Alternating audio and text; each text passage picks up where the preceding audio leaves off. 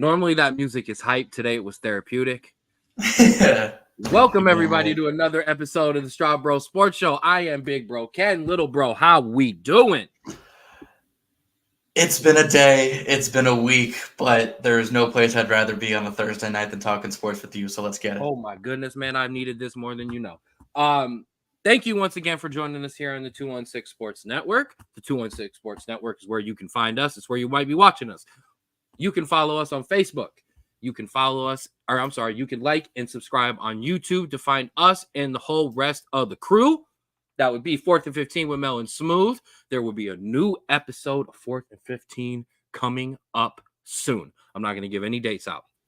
Mel's probably already mad for me even saying that. But there is a new episode of 4th and 15 coming soon. The Jay Rich Show. Rico, McGee, and the Rulers Minute. A new episode. I think 2 have dropped already this week. I know there's another one coming in probably, if not tonight, tomorrow. Check out the most recent one he did with a former NFL player. Outside Interference with Bob. And the Straub Bro Sports Show. Straub Bro Sports Show. You can follow us everywhere in the world. You can follow us on TikTok at the SBSS. We had some new ones. We had one recently go up for Akron City FC. And we had one go up where I kind of paid a bit of a tribute to Bill Walton. You can also follow us. Let me get that down. Get our faces back on the screen. You can also follow us on Twitter or X at Straub Bro Sports. You can also jump on Spotify and catch up on anything that you may have missed. If you are not watching us on the 216 Sports Network, you might be following us or watching us elsewhere. Shout out to KZ Productions for letting us post into their Facebook and YouTube page as well. Like and follow them as well as us. It helps us all grow together. Let's get to our friends of the show. Also a big shout out. Austin Fink, my guy over at Create Your Own Wave Apparel. He always rocks with us. Check them out on Instagram. Boom. At Create Your Own Wave 2021. Check out the actual merch. CYOWapparel.myshopify.com.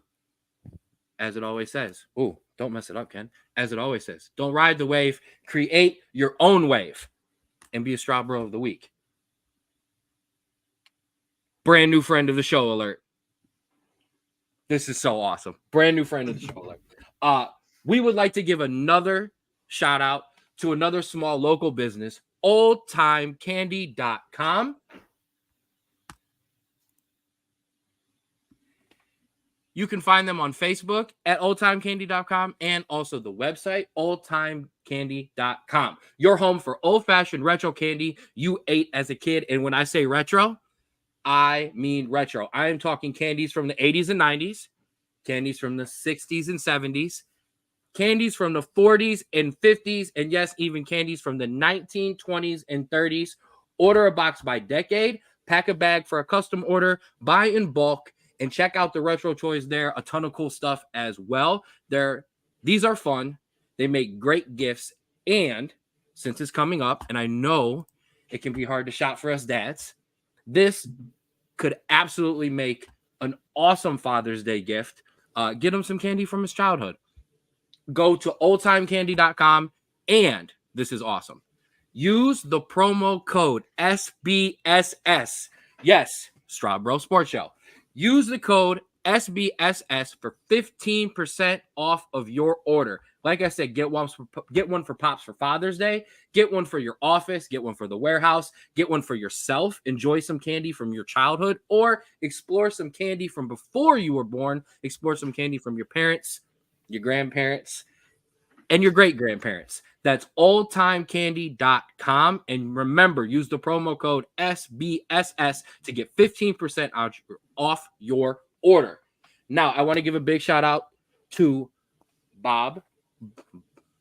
A big shout out to Barb Peterson at Old Time Candy. Yes, I just took the mic out trying to show the box off. So we're gonna try that again. Set my mic down. Apologize for that. But I want to give a shout out to Barb Peterson. Look at this. Look at this. Barb, you are awesome. I know it's opened, okay, but I haven't actually looked inside. I want you to take a look. Okay. What's the decade on that one? This is a 90s box. Okay. Okay. All right. So this is all my stuff. Okay. There's Pop Rocks in here. Okay. There's Razzers, Swedish Fish. There's Starburst. There's Cowtails. Boston. Hot take. There's Big League Chew. Like, come on, dude. Let's Hot go. take. Swedish Fish overrated. There's One of the Warheads. worst. I mean, this is awesome. Okay. This is Nick's giving the eyes. I'm telling you right now. You want to get in on this. That's oldtimecandy.com. And like I said, use the promo code SBSS for 15% off of your order. That was a lot to get out. I had to make sure I got my professional on, and I still knocked over the mic and almost dumped the candy box out. So, okay. Now, that's a lot of promo in the first couple seconds of the show, though. So thanks to Austin, and like I said, thanks to Barb Peterson at oldtimecandy.com and our guy Create Your Own Wave Apparel. Let's get to the news, my guy. Yes, because we've got a lot to talk about. Let's get this one out of the way first, all right? Bro, we've got another betting scandal. We've got another baseball betting scandal. I don't think it gets any worse than that. Padres and I'm going to absolutely butcher this name. Tuacupita?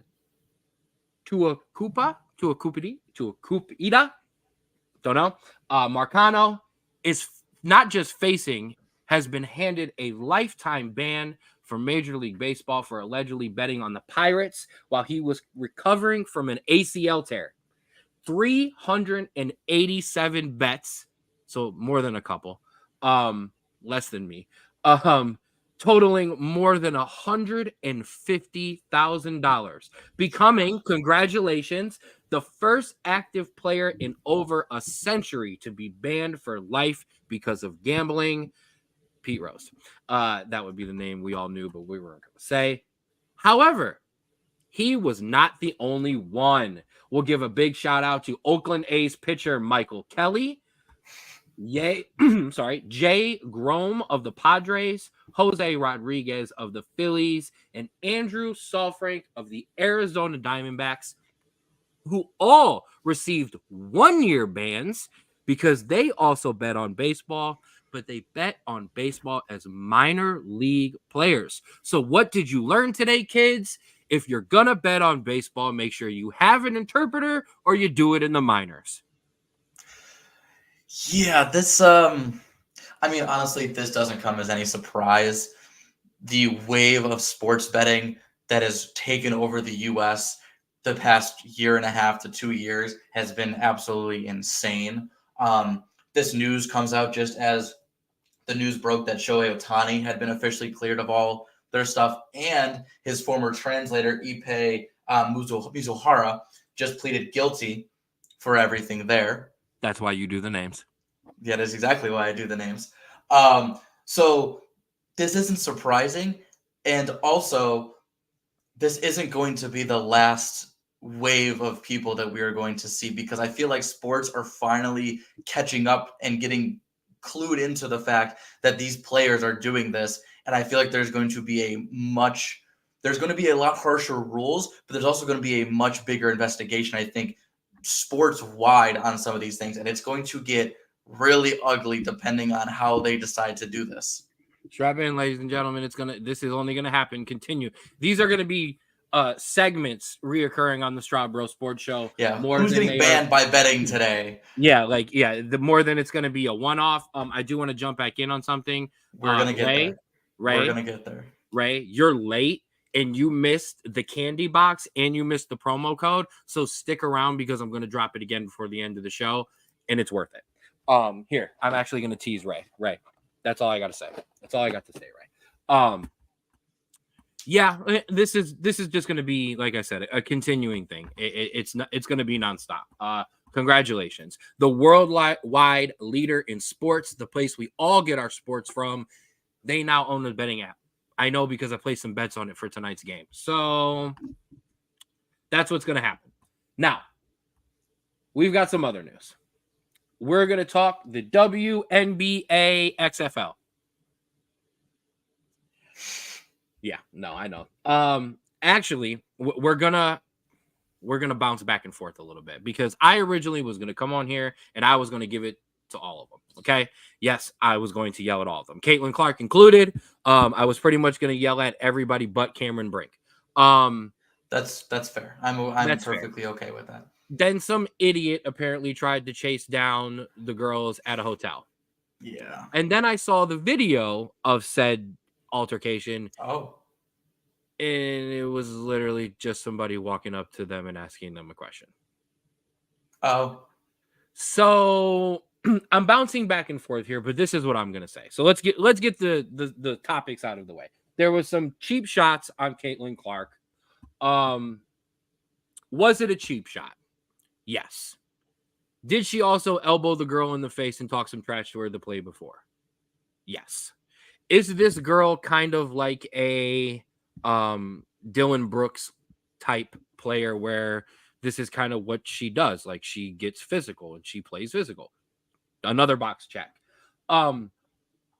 Is this just for Caitlin Clark? Nope. And that's kind of the point.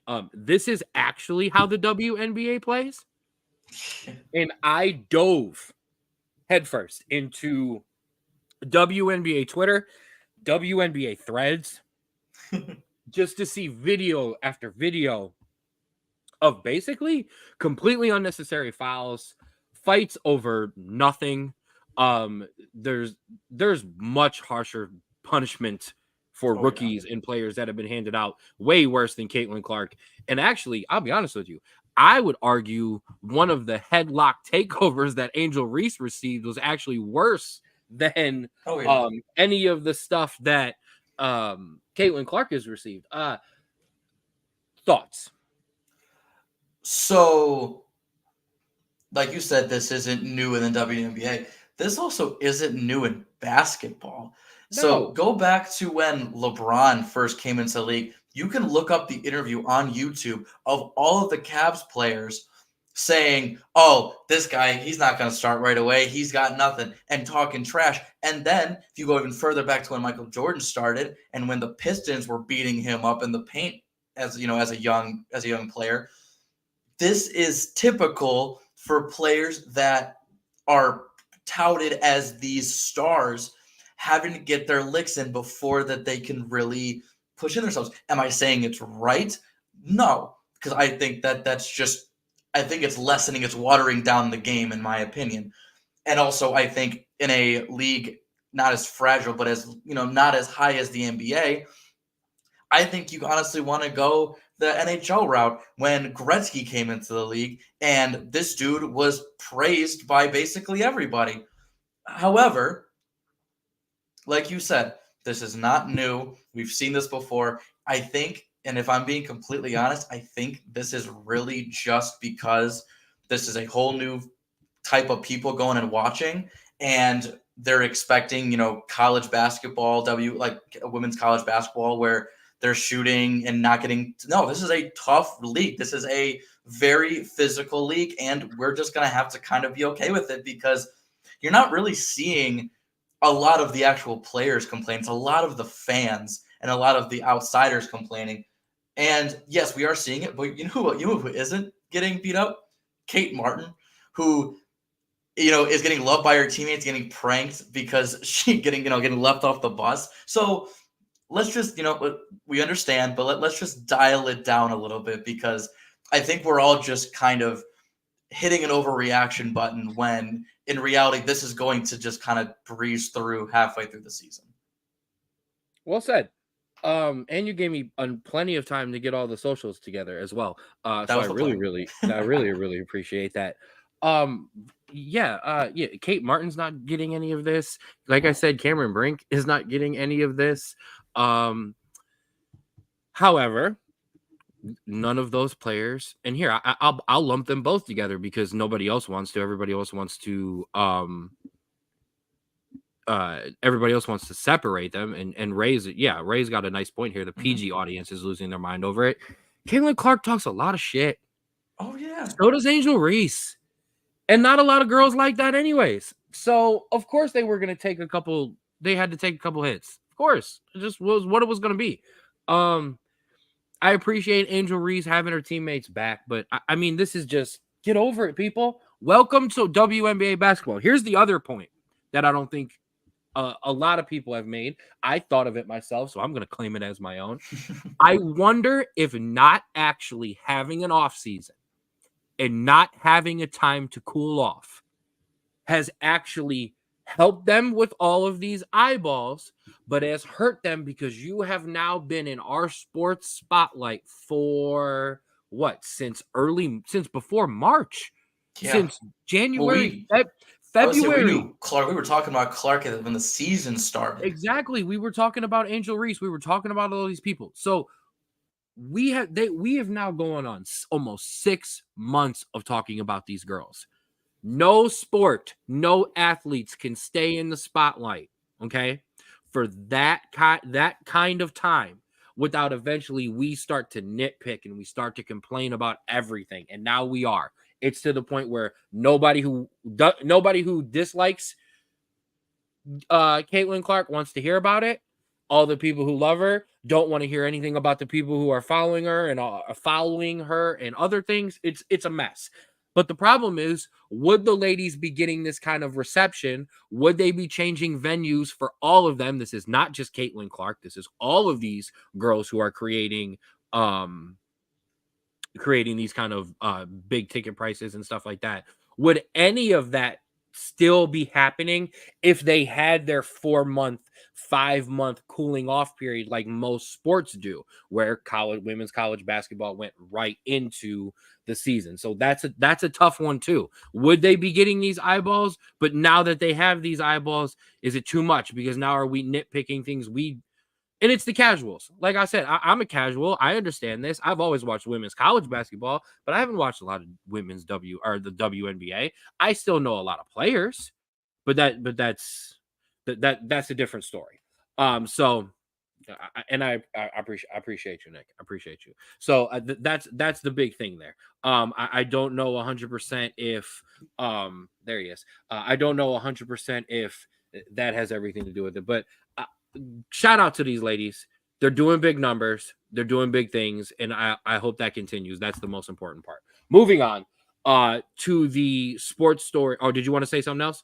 I just wanted to point out, she's averaging 16, 5, and 6. I wouldn't call that stinking, really. It's just, listen, you're not gonna. Zach Edey is dropping 30, 30-point triple doubles in the college. He's not going to do that in the NBA.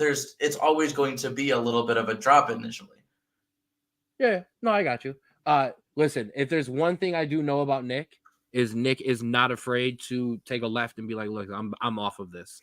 All right, so back up. But yeah, she's averaging normal top rookie numbers in the WNBA. She's gonna be a great player. She's not going to be the Michael Jordan of the WNBA. She's going to be a really, really great. She could be the Steph Curry. But all right, moving on to the story that dominated my sports world today, from Get Up to First Take to my sign feed, and that is the Los Angeles Lakers are making a huge run at UConn head coach Dan Hurley to be their head coach. And I gave a teaser this morning on Facebook. I said, I think it's a bad idea, and I would tell you why on the show. You want me to go first? Of course. Okay, so here's why I think it's a bad idea. For none of the reasons that a lot of people have asked me about, considering once I said this, Dad messaged me 9 times about it. So I know exactly what the Dan Patrick Show thinks about it, which is great because they talk to those guys. So shout out to them. It's not because of anything that has to do with Dan Hurley, LeBron James, Bronny James, or anything like that. I think Dan Hurley is going to be a very, very successful NBA coach. I think he's just a great coach. I think the problem is you're going to the team in the NBA where you're not going to be allowed, number one, to truly build from the ground up, because that has never been a team that's truly ever done that.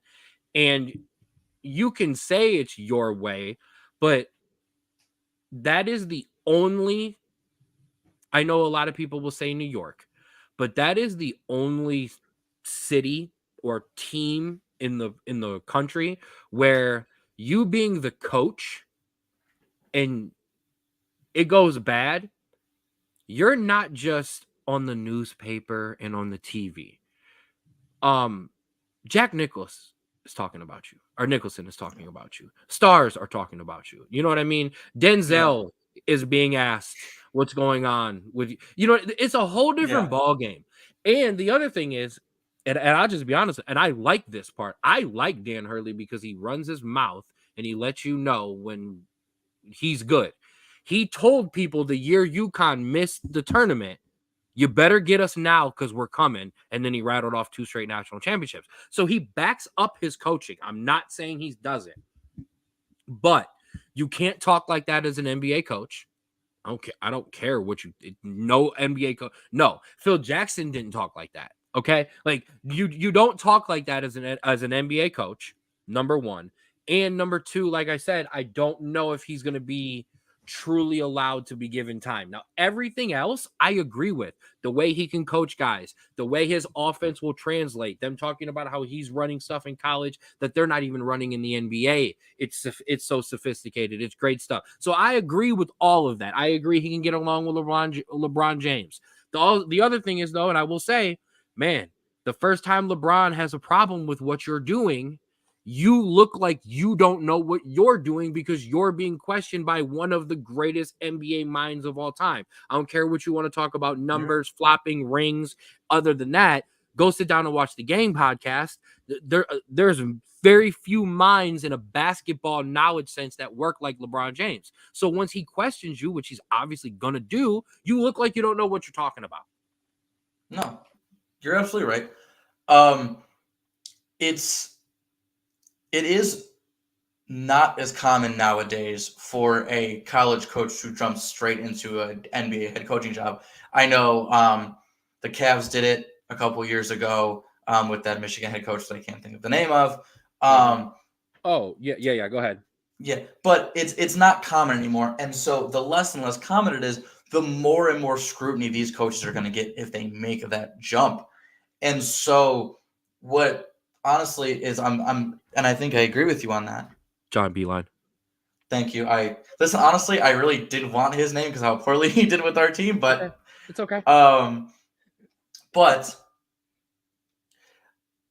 and I think I agree with your point on this, where a regular team, he's going to get scrutinized as soon as he jumps in because he's a college head coach, and similar to how college coaches are looked at from NCAA to NFL. The college, the NCAA for basketball is sometimes a free flowing shoot 'em up kind of put shots up kind of league that when you translate to that the NBA, even in a sophisticated offense, he's going to get criticized sometimes. Now take that times 1,000 by putting in LA, that is going to be a massive issue. However, if there's one man I think in the college sport that could do and take an NBA team and make them successful, it is Hurley. So we'll have to see. Obviously, it's just rumors right now. We're not going to get. Well, it's because I've been locked in on this confirmed. all day. I know it's confirmed. It's a little bit more than rumors. They're talking. But in terms of it being a solidified, like they're working on a deal kind of thing, we're early on in the stages. We're in the interview process. Well, we should. So the Lakers are putting together a package to give to Dan Hurley. The thing that is the reason we're talking about this. He is interested. It's been reported. He's okay with that being reported. So this is all on him. What up, Sean? I'll throw that in. Much better staying at UConn. Yes. The saving route. And listen, but here would be a yes. However, let me give you, while I agree here, because I'm all over the place right now. I agree with Sean. I think he should stay. I understand it. You'll be able to coach longer, blah, blah, blah, blah, blah. I want to address this point because I keep hearing it and I want to rebuttal it. UConn isn't a football school, so when these NIL deals come out, you won't be able to play and match what some of these other schools can do. False. And I'm going to tell you why. Number one, he's not coaching football. If he was coaching football at UConn, I would tell him to run as fast as he possibly can and get the hell out of there. Okay. So okay. Number two, basketball in general doesn't have that amount, the money to fluctuate, to actually make it worth kind of you being like, oh, I don't know. John Calipari went to Arkansas behind Jerry Jones and the guy who owns Tyson Chicken, and he got $5 million in NIL money to play with. Okay. Mhm. The Arkansas football team has $500 million in NIL to play with. So like, so John Calipari not coach at Arkansas because like that. So the whole NIL deal doesn't make sense to me, because if you're UConn, first of all, you just won 2 national championships, TV exposure, all that. You made a crap ton of money. You don't have to put any money into your football program. You've already clearly shown you don't want to. You put it into your men's and women's basketball program. So why wouldn't he stay in that terms? Yeah. Do you know why you go? Because you have a chance to coach for one of the 1 or 2 greatest NBA franchises of all time, and you get to coach, whether you want to say 1, 2, or 3, or 4, one of the GOATs of NBA history. That's why you go. Yeah. And honestly, you could fully pull a Saban, go to the pros, not work out, and then come back and be just as successful. And they'll want open arms just to bring you in. So I think either way, I think he's fine as long as, it's what he wants to do, and he's not doing it just for the money. He's doing it to make this move and be good, because if you just do it for the money, you go for the Lakers, you're out in a year or two because your heart's not in it, and you need to be in it to make that team run. Yeah. The caveat, okay? So this is what UConn can't do, though. The Lakers apparently are putting together a deal in retrospect that is similar to the deal that they tried to lure Mike Krzyzewski away from Duke with. At the time, I can't remember the year. It was 1990 something. I apologize for not having it exactly. And they offered him $8 million. That would be near the top of some of today's coaches. Okay. So it's not like they're also going to just offer him like Tim. This guy is about to get a Godfather deal from the Lakers, probably some kind of 4 to 5 year deal. We're talking in the upwards of, numbers aren't being, we could be talking $30-40 million for a coach in the NBA. So that's the Lakers, man. So we'll see. All right. I just complained about it, and then we just talked way too long about NBA coach when game 1 of the finals is approaching us. Right. Let's run through some of the rest of this news. 15-year-old Miles Russell. Get that one on your radar. He will become the youngest player ever to make the cut on the Korn Ferry Tour and will make his PGA debut at the Rocket Mortgage Classic later this month. Shout out to you, kid. Congrats there. He is the reigning American Junior Golf Association Player of the Year. Big dap to you. You can tell I wrote this news last night when I was not very happy. But I'm still going to read it just like this because it is hilarious to read this. In other news that nobody cares about, Darren Waller has retired to pursue a career in bad country music pop songs with bad music videos with Kelsey Plum lookalikes after he fumbled that bag. He does the football. So we didn't share our comments on this. My only note to this news segment is all I have to say is hopefully it's not for a music career. Oh, if you listen, first of all, the man fumbled Kelsey Plum. Okay, so let's just get that out of the way. And you can make fun of her for the popcorn eating little clip. I don't care. That's on you. But I'm also not going to be up here and pine over another woman. However, I'm just saying you fumbled that one, kid. And then the song is horrific. The song is awful.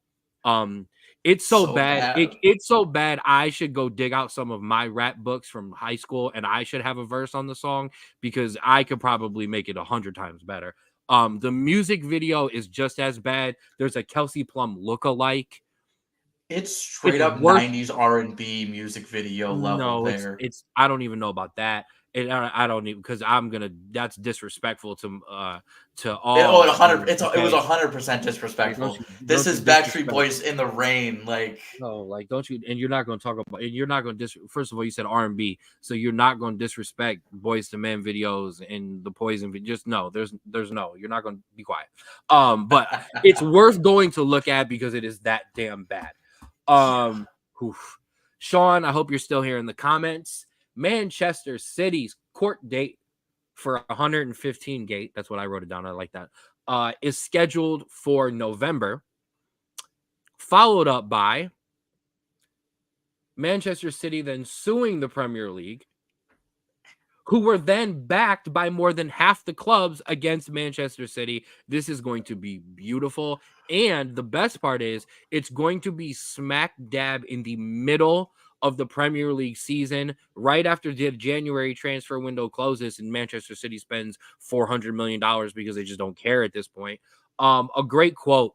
Manchester City's current owner was once asked about when he was in a different job about a lawsuit from UEFA and from FIFA, and he said he would spend an endless amount of money on the best lawyers to never ever deal with sanctions. So congratulations, this is going to be ridiculous when we start dealing with this Manchester City stuff. Quick thoughts. Well, for those that don't know, the charges are for potential financial breaches of not providing accurate financial information to the league between 2009 and 2018. And all I really have to say on this topic is I have no hope in the justice system. However, please, please, please do something, because if they do not and they get away with this, you're basically telling every owner that is a multi-billionaire that you could basically do whatever you want and you can spend as much as you want and you're not going to Yep. get in trouble 100%. for it. Yeah, no, I agree with you. You'll end up you come off scot-free. Like you can do whatever you want. I do want to throw Ray's comment up. Weird Al does hip hop, the Darren Waller version. I don't even like Weird Al, and I won't even go that far because that's disrespectful to Weird Al. I don't even like Weird Al like that. But and in our some of our last bit of news, Kyrie Irving. Or no, wait, you want? I apologize. I do have some news. Well, we'll move on from that one. Drew, hit me with some NFL news. Yes, so we got two, and one's normal and one's a little weird. The first one, the Browns have officially extended Kevin Stefanski and Andrew Berry in their roles, respectively. Quick off this, for all those that are kind of, iffy about it. Since 1999 and before Kevin Stefanski and Andrew Berry came in 2020, the Browns were 101, 234-1, which is a winning percentage of 30%. Since Andrew Berry and Kevin Stefanski took over, they are 37-30, which is a 55%. So we are more than half. A 25% increase since you came in. I am more than okay with that. Just keep trying to. We made the playoffs 2 out of the 4 years that they've been here. Just keep trying to progress. That's all I care about. I mean, I didn't know there was Browns fans that weren't necessarily on board with this. Always. My 100% honest response to you would be, this is why you're sorry, don't take this personal. This is why I don't consider you the best fan base in the world, because if you have We're this traumatized. kind of if you had this kind of success after the absolute awful garbage that you have had for so long, like what? And like this isn't even like some scratched random put together success. Like this is a legit team that has been built through the draft, through the trenches, the offensive and defensive line. You took a shot on quarterback because the guy you drafted, you didn't believe could actually take you to a higher, like you're doing all of the things that for the most part any fan base would be happy with. Like, Yeah, I'm I glad you mean, extended those guys. I'm glad you extended those guys. yeah, there's just some people with their free agency moves that were turned off, but whatever. Second bit of news. Bill Belichick is in the news, and it's not for your football, American football related news. Bill Belichick, during the offseason, his first offseason not being a head coach, Because nobody wants. visited Croatia this summer. And not only did he visit Croatia, he visited the Croatian national team, met with their prime minister and their president, and received a certificate of nationality from Croatia. Absolutely just doing random stuff. Croatia in their friendly won 3-0 over North Macedonia, so props to them.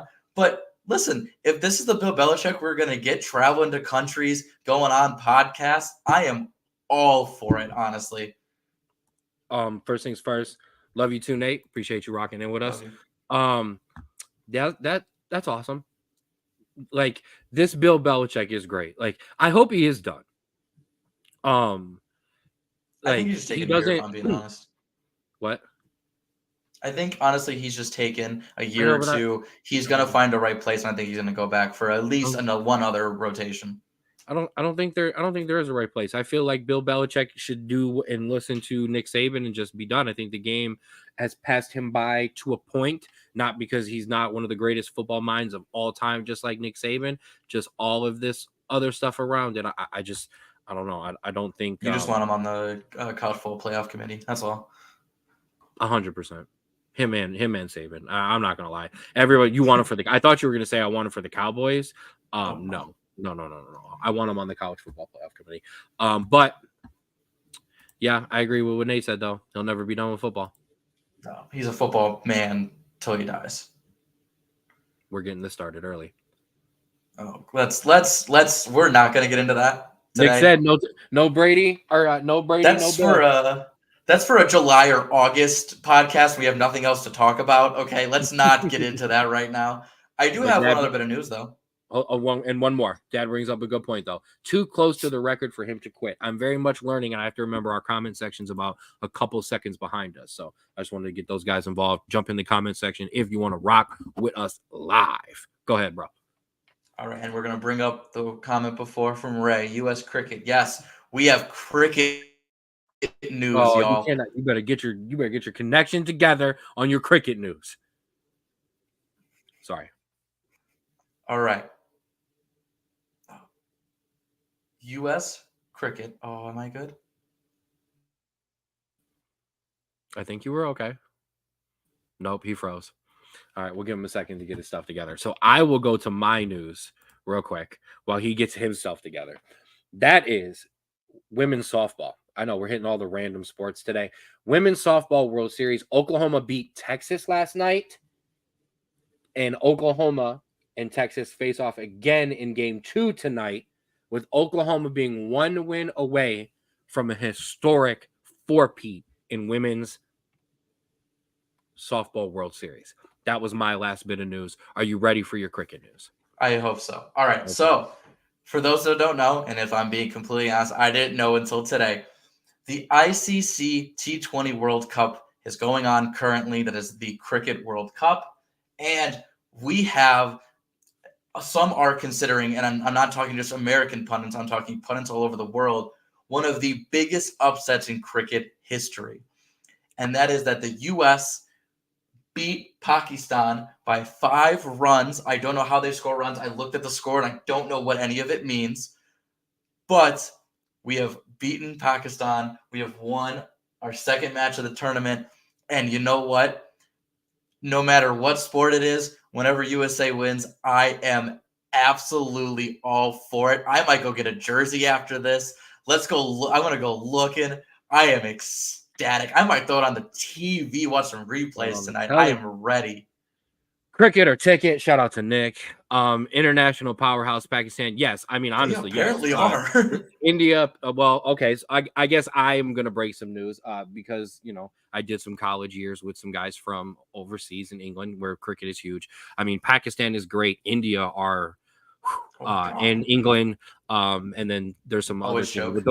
But those are your powerhouses. I actually saw that on my feed not long before the show started, so I'm glad you threw that up there. Yeah, shout out to us. Us as in the US, baby. Let's go. Straub Bro Sports Show. Is it weird to say we're pro America? That's such a weird thing that's a Now weird when it thing comes that to I have to sports, say. baby. Okay. They pack a punch, not a stand. Okay, let's go. We're here for it. All right. We're moving on. We're not joking Olympics around the corner. Olympics around the corner. And one things Americans do, we show out for gold medals. So here we go. Let's go. Wow. 41 minutes of news. I love it. All right. Now, let's talk about another coaching search. No, can we talk about game one of the bleeping? Yes, listen. Yes. Hold on. You get the USA chants going. USA. I'm mad I can't find my USA thing anywhere. I think it's literally over there somewhere. That one's over there. I have the Manchester United one over here, and that one does me any good. Sorry.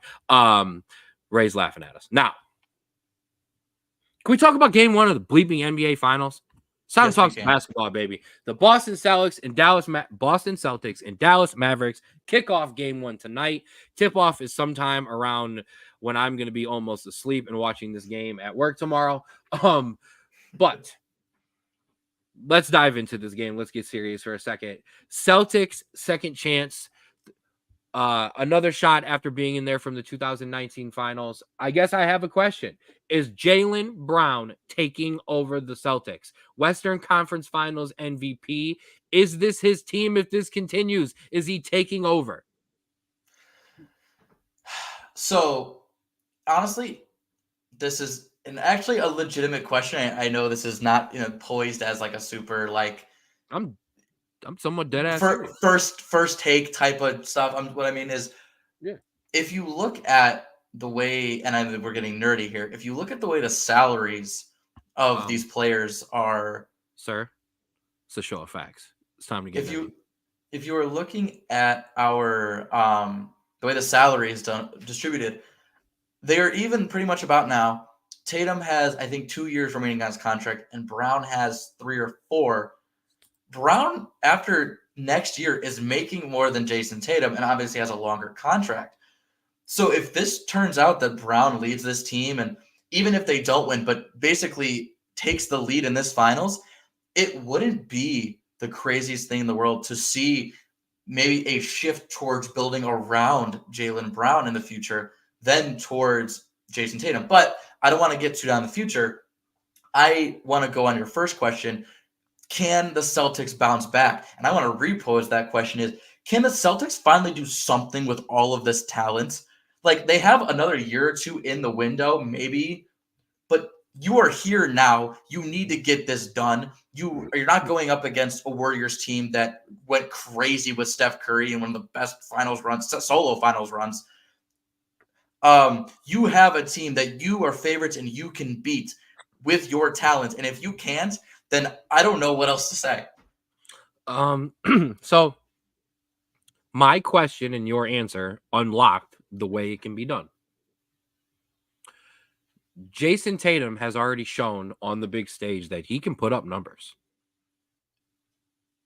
And then he loses in game 7. I think the key is unlocking Jaylen Brown and Jaylen Brown being the actual alpha on the team and Jason Tatum being the best Scottie Pippen of all time. Okay, the best Robin of all time. Such a good Robin that it's not Batman and Robin. It's Batman and another guy. It's Superman and Batman. It's Batman and Superman. I'm not going to argue about which one of those guys come first because then we're going to get clowned for my awful superhero takes. Question. Go ahead. Can Tatum swallow his pride enough to have that happen? Because in today's NBA, that is, unless you're like pushing 30, 35, it's very hard to get a player to be able to allow to do that anymore. Yeah. You don't see a player of that caliber give the second off unless it's like a LeBron is above you. This point by Nick that Tatum would need a new team without a doubt. That's not a bad point. But here's the thing. This is what it's conditional on the winning. Okay. Do you think Scotty sticks around in freaking Chicago for all those years if they're not winning over and over and over again? Then Scotty got to run his own team and it didn't work. And then what happened? He had a chance to run it right back. Nobody gets that chance. Nobody gets that chance. Kyrie will get that chance when him and LeBron are too late and are too old. So that's a big thing right there. Okay, I'm just we'll address that. I'm just Cavs I know. Yeah. But you know what I mean? Like so it's conditional on winning. If the Celtics go out and Jaylen Brown has a great series and he kind of outplays Tatum or matches Tatum and they still lose to the Mavericks, I can see Tatum going, why am I doing this? I'm not going to take a back seat and we're still losing. Now, if Jaylen Brown comes out and plays like like MVP, now remember, the votes were split. I think it was 4-3 on Tatum and Brown being Western Conference or Eastern. I keep saying Western Conference Final. You haven't corrected me. Eastern Conference Final MVP. I have it. I'm just nodding my head over here. That's all right. I got the W written down in my notes. That's why I keep saying it. If he plays like it was even, it was back and forth. But if they play like that and they win, if Jaylen Brown plays out of his mind and he's the clear one and Tatum is playing as a 2 and getting his buckets but not having to appear all the time in crunch time and can take a play off, basically a Kyrie in his prime sitting next to Luka rather than Kyrie older, then and they blow the Mavs out, I could see Tatum being like, you know what, let's run this. I can be the alpha when I need to. You hope so. Right. That's he's been that dude for so long. It's hard for some guys to take it back. Listen, not to dog him, but hey, Kyrie was the dude in Cleveland for so long. LeBron comes, they win a chip, and then he wants to move on because he doesn't want to hear the questions of being second fiddle. And if Brown is going to be that guy, Tatum is going to get so many questions about being the second man and it gets annoying sometimes. I completely understand. 100%. And it's also not fair to even bring up LeBron sometimes because people have said playing with LeBron is one of the most scrutinized, annoying, obnoxious, pressurized situation that you could ever be in, because comes with it all of the pressure of the fact that our today's social media and news is a gazillion times worse than it has ever been. And I don't always mean worse in a bad way. This stuff, I mean worse in terms of sheer numbers and volume, but also how bad it can be as well. Yeah. But you also have the whole LeBron gets all the credit, stuff like that. I mean, no offense, if you go back to those Bulls teams, all of it was Mike. I know revisionist history. We give credit to Dennis Rodman and we give credit to Scottie Pippen, but go back in the moment, it was Mike and it was Mike. And it was if I can be like Mike, because trust me, I wanted to be like Mike. So there is that part. So that's hard to kind of bring up because I don't think it's the same. I don't think it's comparable like when you do the Kyrie Luka thing, but it is worth bringing up. This brings up my other question though. Jason Tatum legacy series. This is now you've been to the finals once before. You know what it takes. Are you Jimmy Butler? Are you just really good and you can get there and you can actually lead your team? But he gets to the finals and he loses. I brought up Jimmy Butler for this. He gets to the finals and he loses like Jimmy Butler. And we keep saying Jimmy Butler is him, but not so much. Like we put limits. It's the aura. We put limits on Jimmy Butler because there's a limit. But we're like, Jason Tatum is the face of the league. Houseway. I mean, there in NBA circles, there is a lot of clowning of Jason Tatum, but it's more of the casual that you see once you get below the LeBrons and the Stephs and stuff like that, and then you get like a Tatum and a Luka and all those in that order. But there's always this running joke. Tatum has been 22 for 6 years because it's always this. He's always put off as this young guy who's going to lead the Celtics back to their glory days, and it hasn't happened yet. Yeah, I agree. I think the key is either Tatum to play amazing and all of these guys to finally show up and have good games. Kristaps Porzingis is going to be an absolute key in this series Yeah. because the Mavs were able to kind of run out, and we're going to jump over the Mavs here in a second. We're able to run out Minnesota because their bigs were athletic and can make some moves. 7-3 is a little bit different to be throwing lobs over, and he can also step out and hit threes. And I Yeah. know you would say so can Cat, but Kristaps doesn't have to be the two. He's the third. He's the fourth option, so he can just settle into the offense. And we know how dangerous that offense can be when he is healthy. But before we do move on to the Celtics, if the Celtics were to lose, they would be only the second team with 20 wins to lose in the finals. And this is their series to lose. They have the better record than the Mavs. They're healthier. They score more on average. They rebound more on average. They assist more on average. They block more shots. They're more efficient. They won the season series 2-0 by an average of 18.5 points. But Luka and Kyrie are one of those stories coming in that you just can't step aside and push to the side, because honestly, right now, I can't think of a better NBA duo. I know Tatum and Brown are killing it, but these two are so in sync with each other. If you look at their stats, all of the actuals, like all of like the points and like statistical ones are Luka, but if you go to efficiency, it is Kyrie every step of the way, and that is exactly how they have to. That's their plan to win this series. I want to fix my stat because I completely threw it away. The Celtics would be only the second team with less than 20 losses to lose in the NBA Finals. Apologize. I liked my stat. I wanted to do the correct one. Yes. Okay. Yes. Like the efficient. Like this is a 1-2 punch that we haven't seen since LeBron and Kyrie. How about that?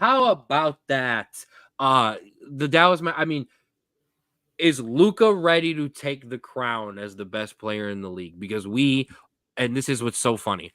Everybody loves the big men until the big men dominate. And then we are so ready for a guard to take over because we are so done with Nikola Jokic and Joel Embiid. We are just so done. We are so ready for Anthony Edwards and for Luka. We're talking about Kyrie. Just guards throughout this entire series because we are so done with the big men and we are so ready to crown a guard that we're already talking about Luka being the face of the NBA and the best player in the league if he were to win. I mean, I don't know if he would be wrong, though. And I would like to point out there were people, and I will laugh at them now, who at one point argued with me that Trae Young was as good as Luka and that they would have the same success. And yeah. How's Atlanta doing? Exactly. Yeah. And Pop's going to repeat himself. He found his new Batman. Yeah, and he's much younger and much matured. When was the last time the two best players in the league were two foreign guys, let alone two foreign white guys? I just want to throw that out there. Look at us. Luka and Jokic. But Mavs, these Mavs, how much of an underdog are they? They would be the third biggest betting underdog to win the NBA Finals since the 2019 Raptors, which injuries played a huge role in that with KD going down and Klay Thompson, and the 2004 Detroit Pistons. Yeah. Wow. Mm-hmm. You know what? I was actually surprised. I thought you were going to say the Mavs team that beat the Heat. That run was ridiculous. And shout out to my guy Bill Simmons and Ryan Russillo, because that's where I stole a couple of these betting things from. The Dallas Mavericks were actually favored in that series. That's crazy. That is how, if anybody ever wants to know what it was like during the Heatles and during that Big Three Heat era, that is how much they were hated. We wouldn't even bet on them, even though we couldn't bet here at the time. I couldn't bet at the time, but yeah, we wouldn't even bet on them, even though we knew. Well, we didn't know because they lost. Well, and listen, though, that Mavs team, that storybook run that they went on, like, if there is always discussion of like, oh, but if this person was healthy, maybe they wouldn't have won it, or that run is as perfect and argumentative of a run as you can get, and the teams and the players that they beat to get there, absolutely insane. No, absolutely. We talked a lot about Luka. I mean, everybody talks about Luka. He's an MVP. He will have an MVP as well at some point too. But that Kyrie, that Cleveland connection, a grown man now. But it's not always been that way. Now, you're talking about a man who was rightfully blamed for blowing up a Cavs team, which I truly believe could have won at least one other championship had he have stuck around and they were able to kind of tool up the roster with him there. I absolutely think they could have taken another one from Golden State. The Celtics debacle, which I mean, once again, has been kind of rightfully blamed on his feet in terms of the team stuff. When you want to talk about the crowd, he's right. Most 99% about that stuff. But that's not why he quit on that team. The crowd had nothing to do with him quitting on that team. And Brooklyn, which was just an absolute disaster from the book. From the vaccination thing, I don't care whether you are, you aren't, you like it or you don't like it, you agree, you don't agree. Like, just the whole thing was a mess. Him having to sit games out, not playing, but then being out partying after sitting games out. Like, it's a mess. It's a mess. And he's admitted, and like he's admitted to his wrongs. The Dallas stuff, it has been literally not even close to any of that stuff. Okay. No, minus them missing right. Minus him missing the playoffs last year, and there was some tanking stuff. And this team and nothing last year compared to this form of Luka and Kyrie. It's been a blessing, but like, it's not just he's playing good. He showed flashes in Brooklyn. He showed flashes in Boston of being who he is. He's grown. He's matured. He's matured in his team answers. And this, I still 100%, because here's the thing. Kyrie's a grown-ass man, okay? Mm-hmm. He didn't change, okay? He didn't all of a sudden not agree with all of the stuff that he agreed with when he was doing that stuff in Brooklyn, and he was talking about what he was talking about, okay? And I don't want to talk about whether or not you think it was right or wrong. That's not what we're here for. That's his opinion. He didn't change his mind, but you know what he did? He did the one thing a lot of people wanted him to do. Don't distract the team with that stuff. Yeah. That's not what this is about. You want to talk all off season about whatever the hell you want to talk about, Kyrie? Get a podcast, go on ESPN, go on whatever you want to do and do it. All of his team answers and all of that stuff has just been completely on point, and I give him all the credit in the world for making it about basketball. And the man is just one of the greatest handles I've ever seen, other than when I used to watch And One mixtape tour as a kid. That's too old for you.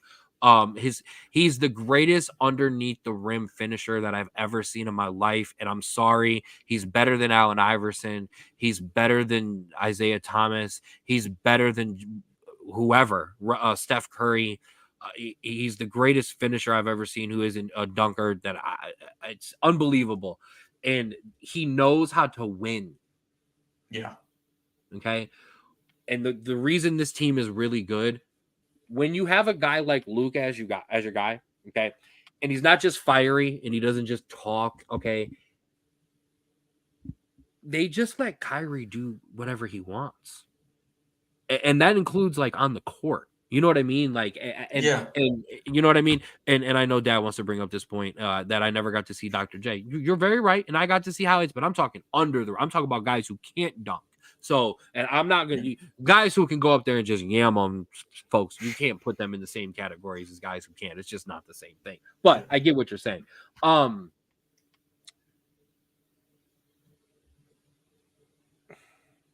lost my point on my notes, so go ahead. So, and I agree with you, because there's like a understood connection that these two have where Kyrie starts to feel it, and it's Kyrie, get him the ball. But as soon as he's like, all right, I'm either tired or it's just I'm not, they've changed up their defense. They can switch, and especially Kyrie can switch their games to start facilitating, getting it to Luka, getting to these other guys. in a way that no defense can really keep up with, because Kyrie can score 20, 30 by himself when he gets hot.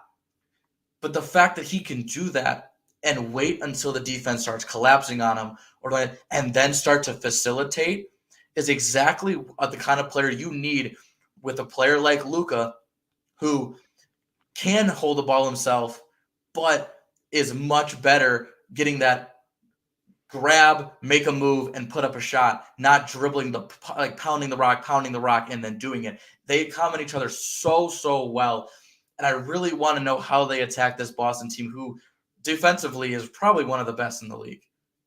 Yeah, the thing that's going to be big is and I wanted to try to I was pulling something up.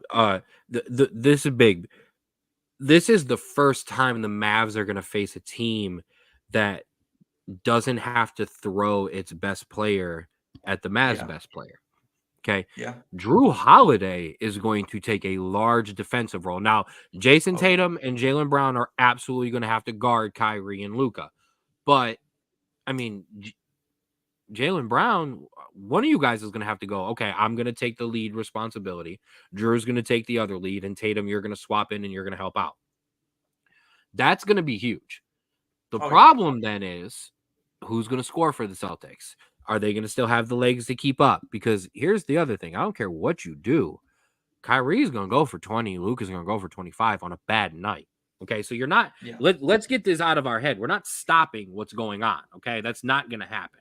Okay, you're going to hope to contain it a bit and hope the other guys don't go off. And that's the other thing. These other to contain these other guys, Derek Lively, PJ Washington, Josh Green, maybe a Markieff Morris sighting, Kleber, Dwight Powell, Derek Jones Jr., Dante Exum.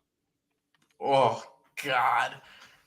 I'm just what a name, man. And I say this all the time, and I quote Shaq with it because it's just a great. The others are going to have to be huge for both of these teams. Okay, Derek White, Kristaps Porzingis is, I honestly think, the key, because if they can trap or if they try to rush the screens and stuff like that they were talking about with what you have to do or try to do with Luka and Kyrie, but you don't have Porzingis, them bigs are going to eat them alive. It's Lob City, okay, the real Lob City. So I think that's huge, because yes, like you said, there's 3 guys that the Celtics can throw at defensively. All right. Go ahead before. All right. I do find it funny though, before you go to a prediction, okay, and before I put you on the spot, I think it is. Or actually, no, I'm going to use that in mind. So go ahead.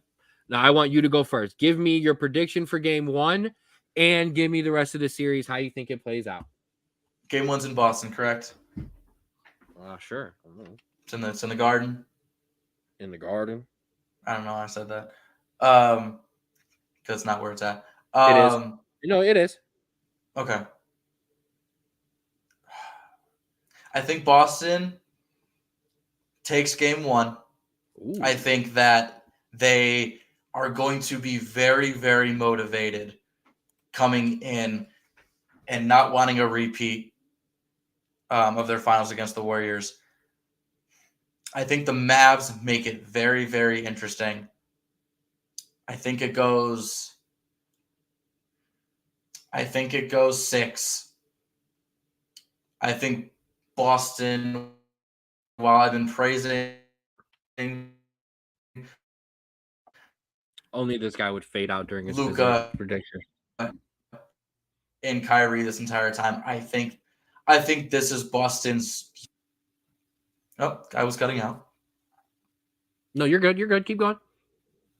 Well, I said, while I appreciate and I respect Luka, and I appreciate and respect Kyrie, and I think that they're gonna give the Celtics all they have, I think the Celtics, this is one of those ones where, like, okay, they finally get it. They finally pulled it together.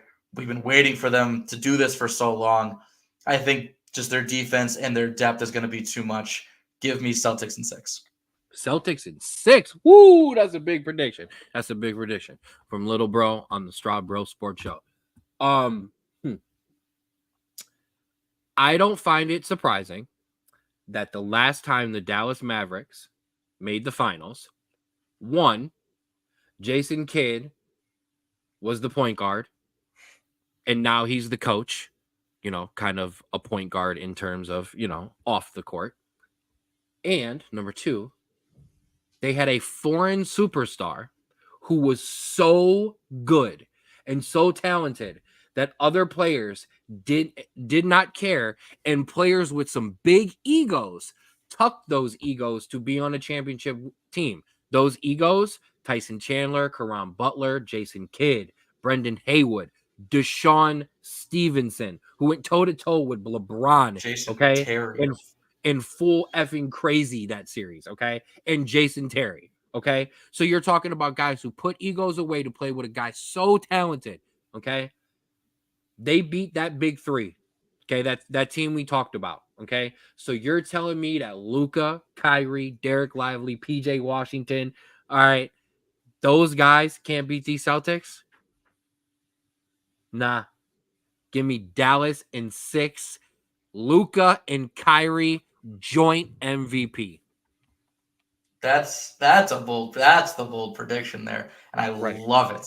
I don't even know if you can bet on that. And I think because there's betting involved, I don't even think that's possible. I don't think they'll allow that. So give me Luka for MVP, but give me the Mavs in 6. Okay. All right. This will be recorded. This will be screenshotted. This will be on somewhere post finals. Oh, 100%. 100%. And the reason why, and the reason I'm picking Dallas is the same reason I picked Michigan earlier in the year to win the national championship. Okay. I believe in these destiny stories with Jason Kidd being the former coach, with Dirk Nowitzki being there. Yeah. And now you got, or as the point guard, now he has them. Okay. And yes. And I've seen these highlights. Luka has played in big games, okay, has won championships on buzzer beaters, okay, won a Euro championship. And I know people like to knock that stuff, but actually go watch those atmospheres. The atmospheres at those games are below an NBA Finals game out of the water. Okay, let's move on and let's get Frozen, baby. Not the movie. It's time for the Stanley Cup Finals. Yes. Florida Panthers versus Edmonton Oilers, and we have a similar theme as in the last series. Can the superstar take his team and beat a good team that is back for redemption? Except Florida's back for a second year. Florida and Matthew Tkachuk, that's who I want to not necessarily focus on, but he is one of the pivotal players on that team. 19 points through 17 games, leading scorer on the Panthers. In hockey, just in case you're just jumping along with us like you do in the footy, and stick around because we're going to talk Guardians after the hockey. Points are for assists, and obviously they have the thing called a hockey assist. That's where it comes from, where you make a pass and then the pass goes to the guy who scores. So Matthew Tkachuk, 19 points through 17 games, leading scorer for your Panthers. Defenseman Dmitry Kukolov, Captain Alexander Barkov, 17 points in 17 games, including 6 goals. Okay, shut down the Rangers in the last series, and that is the name when you watch this series. You're going to hear a lot about Connor McDavid for the Edmonton Oilers, and we're going to get there in a second. But Alexander Barkov is going to be the guy who is going to go toe-to-toe. He's going to be matched up with him. So those are the names to kind of look for. The other one, you may have heard of him before. His name is Sergei Bobrovsky. Is he taking over as the best goalie? Maybe. Former Columbus, I almost called them the Crew. That would be the wrong team. Former Columbus Blue Jackets goalie, now with Florida, looking to take them over. Talk to me a little bit about the Florida Panthers. Yeah, listen, Florida is trying to do what every fan hopes they do when they lose a final the year before. And it's what they all say, get better and win the thing this time. History is actually on their side on this one. They are the third team to have gotten back to the finals after being the runner-up the year before, and both of them won it the next time. So a very, very promising outlook, at least. Florida, while they are more even on paper than the NBA Finals, I think Florida has the advantage. They are 2-0 this season against the Oilers, but let's not count the Oilers out because obviously, like you said, 18 points was their leading scorer for Florida. Connor McDavid has 31 in 18 games, 31 points, and so that is your man on a mission. He is Luka and Kyrie. He scores and assists. So we're gonna see. But this Florida team is, while it is not a singular man on a mission, this is a team and a fan base on a mission to redeem themselves from last year against a team that they just knocked out previous season or previous round. Yeah. They are, excuse me, absolutely on a mission. They dumped out the Rangers, who everybody kind of pointed to as kind of that team. But these Edmonton Oilers, and Ray brings it up. That one dude for Edmonton's faster than anyone I've ever seen. That dude is Connor McDavid.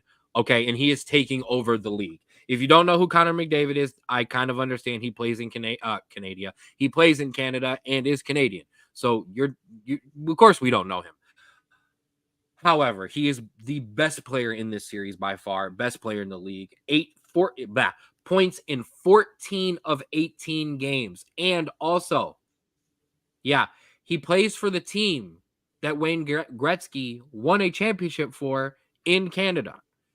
He is within range of Wayne Gretzky's NHL record for most assists in a single postseason. He has 26. Gretzky is at 31. So not only is he a great scorer, yeah, that's ridiculous. Not only is he a great scorer himself, but he makes, and because that's what you do in hockey, he gets so much attention. He puts his teammates in great position to score as well. And I'm going to mess this up. Leon Draisaitl. I think I got that one right. This is a guy to listen for too. He had an absolute massive semis with 24 points, but he only had 2 goals and 2 assists in the 6 games last round against the Dallas Stars. So they're going to hope he bounces back. And Sergei Bobrovsky gets all the love. Okay. He's going to be the goalie that's talked about. Stuart Skinner is the other guy. Hi. He plays in this too. This is an interesting thing to kind of think about and to look for. This is going to be a narrative in this series. This is something to look for. Florida's not going to take out Sergei Bobrovsky unless they are absolutely getting hammered and down 3-0. Okay? Yeah. Skinner was replaced by backup goalie Calvin Pickard in games 4 and 5 against Vancouver. Okay? Nan has been lights out since 6-2. Okay? I think it's a .915 save percentage. Like unreal. Okay, so let's see if he's caught that lightning. And if you know anything about hockey, and if you don't, I'm going to tell you this. It's going to come down to timely goals, obviously, but the hottest goalie. The goalie that is on fire, their team is going to win. So is he on fire, or is he going to catch fire because he knows he's not going to get the attention that Bobrovsky's going to get, because that's all anybody's going to talk about that. The Oilers have overcome series deficits against Vancouver, and we're down in games against Dallas before taking that series over. We've kind of talked about how this Florida team is kind of just taken over. Prediction and other thoughts. So Florida, like we said, was in here last year. This is Edmonton's first final since 2006. It has been a while. And if we were to go back to their last championship, you'd have to go all the way back to 1990. I was -11 at the time. That hurts. So I was 2, but that's okay. So the first game is going to be crucial for Edmonton. How rusty are you in this type of environment? This type of pressure? How much do you need to get into the game and get it used to the atmosphere before you are actually ready? Both teams are not going to back down.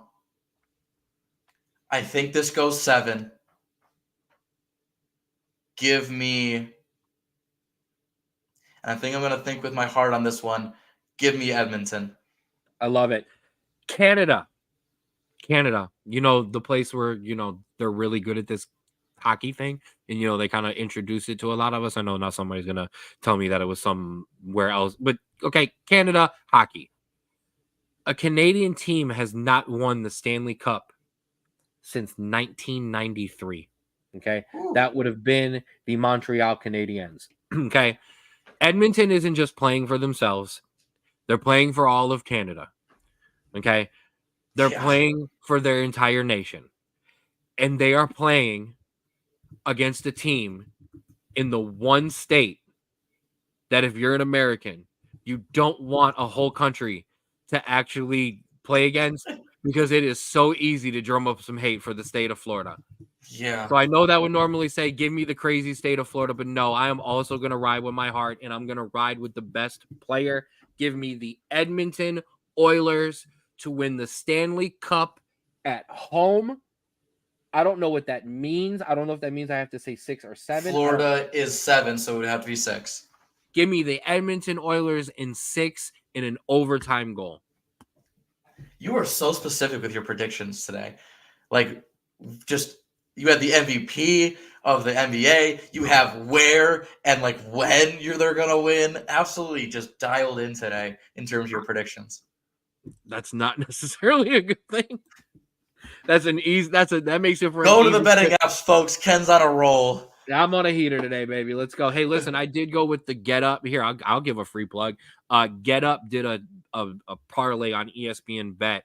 It was whatever Luka and Kyrie's were to go up above that. And if anybody wants, I could give you what I think. Give me Luka above 30. Give me Kyrie above 24. Give me both Tatum and Jalen above. I think it was 28 and 27.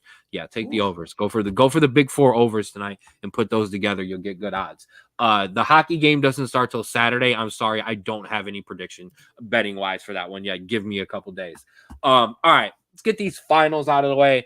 Let's get to some baseball, baby. It's time to guard the land.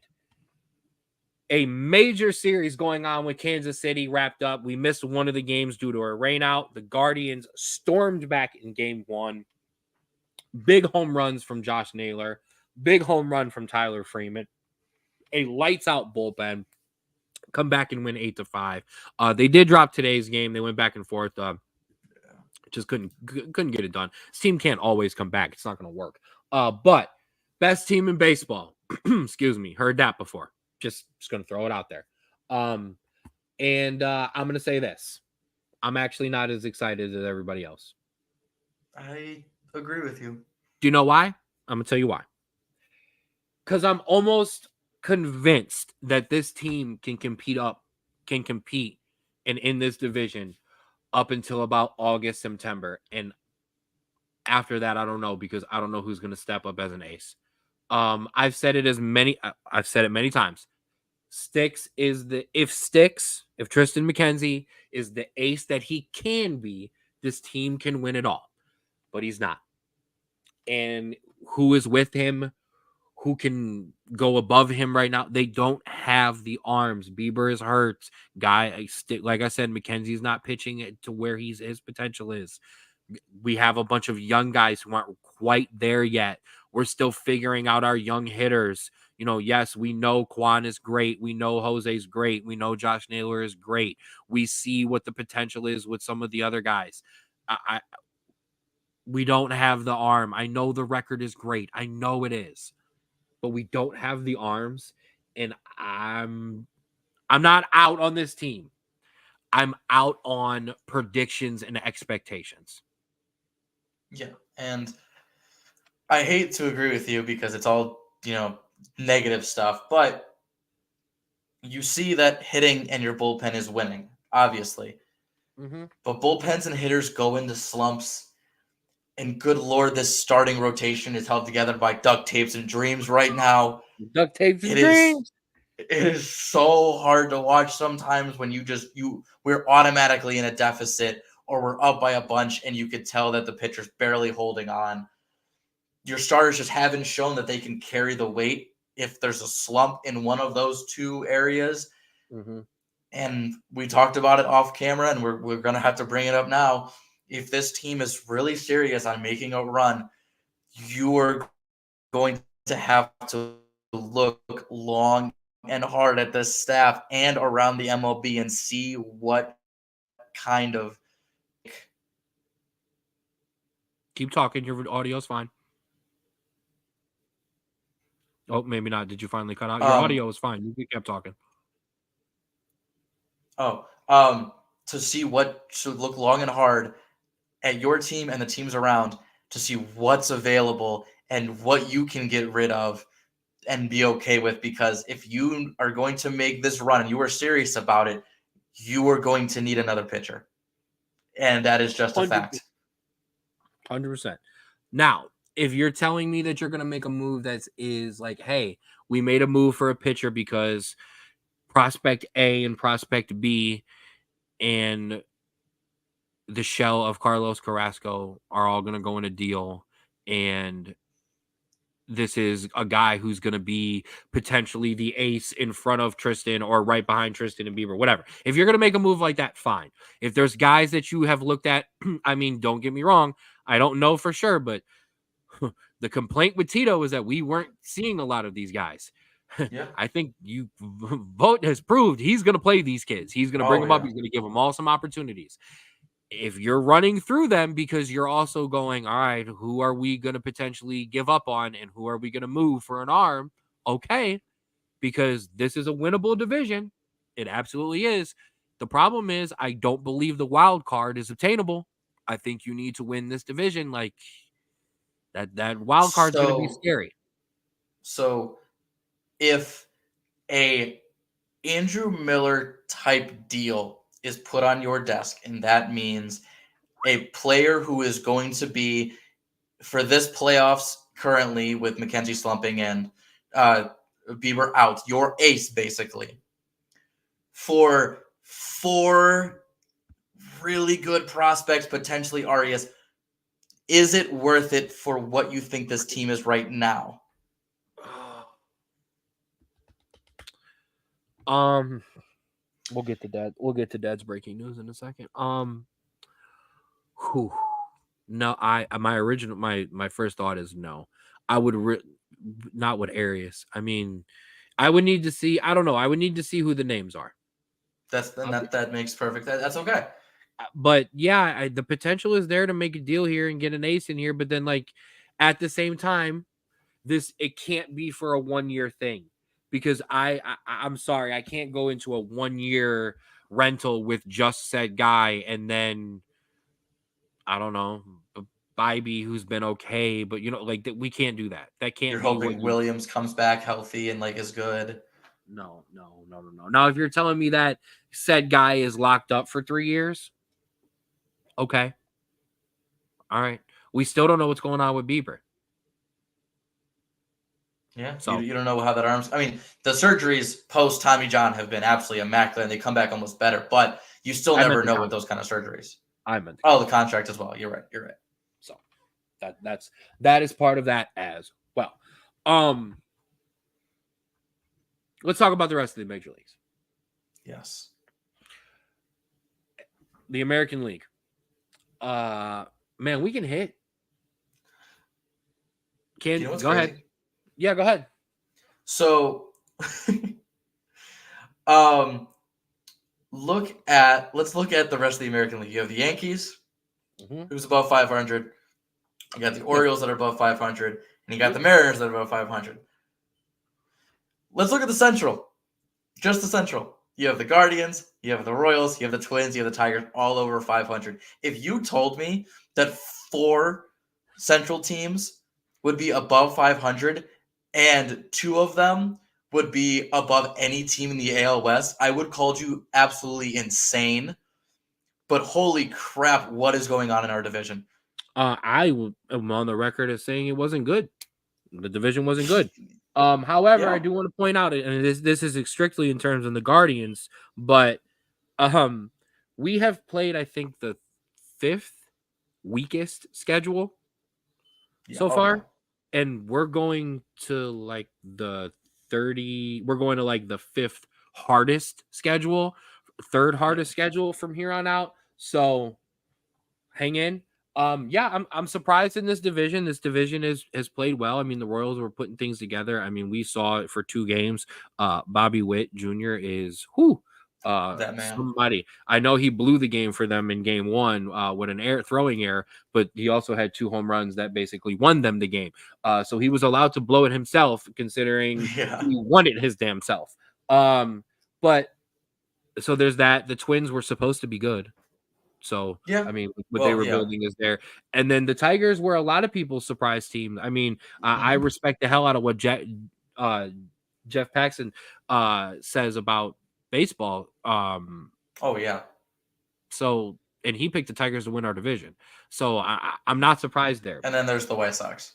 And then there's the White Sox. But it isn't just the being above 500, it's the run differential as well. Yeah. One team in the American League above 100, that would be the Yankees, just absolutely mashing the ball.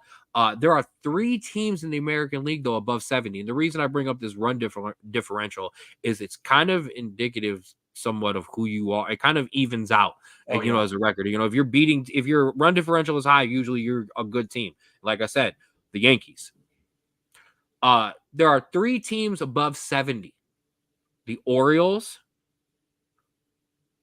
the Royals, and the Cleveland Guardians. So we are up there. So while I mentioned all this stuff about the schedule and the pitching and all of that, as long as this pitching can stay somewhere, this team is going to score enough runs to keep you in ball games. So as long as the pitching doesn't Absolutely. fall off a cliff, you know what I mean? You're going to be there in the long run. Now, as you were talking about the drop off in the National League, whew, yeah.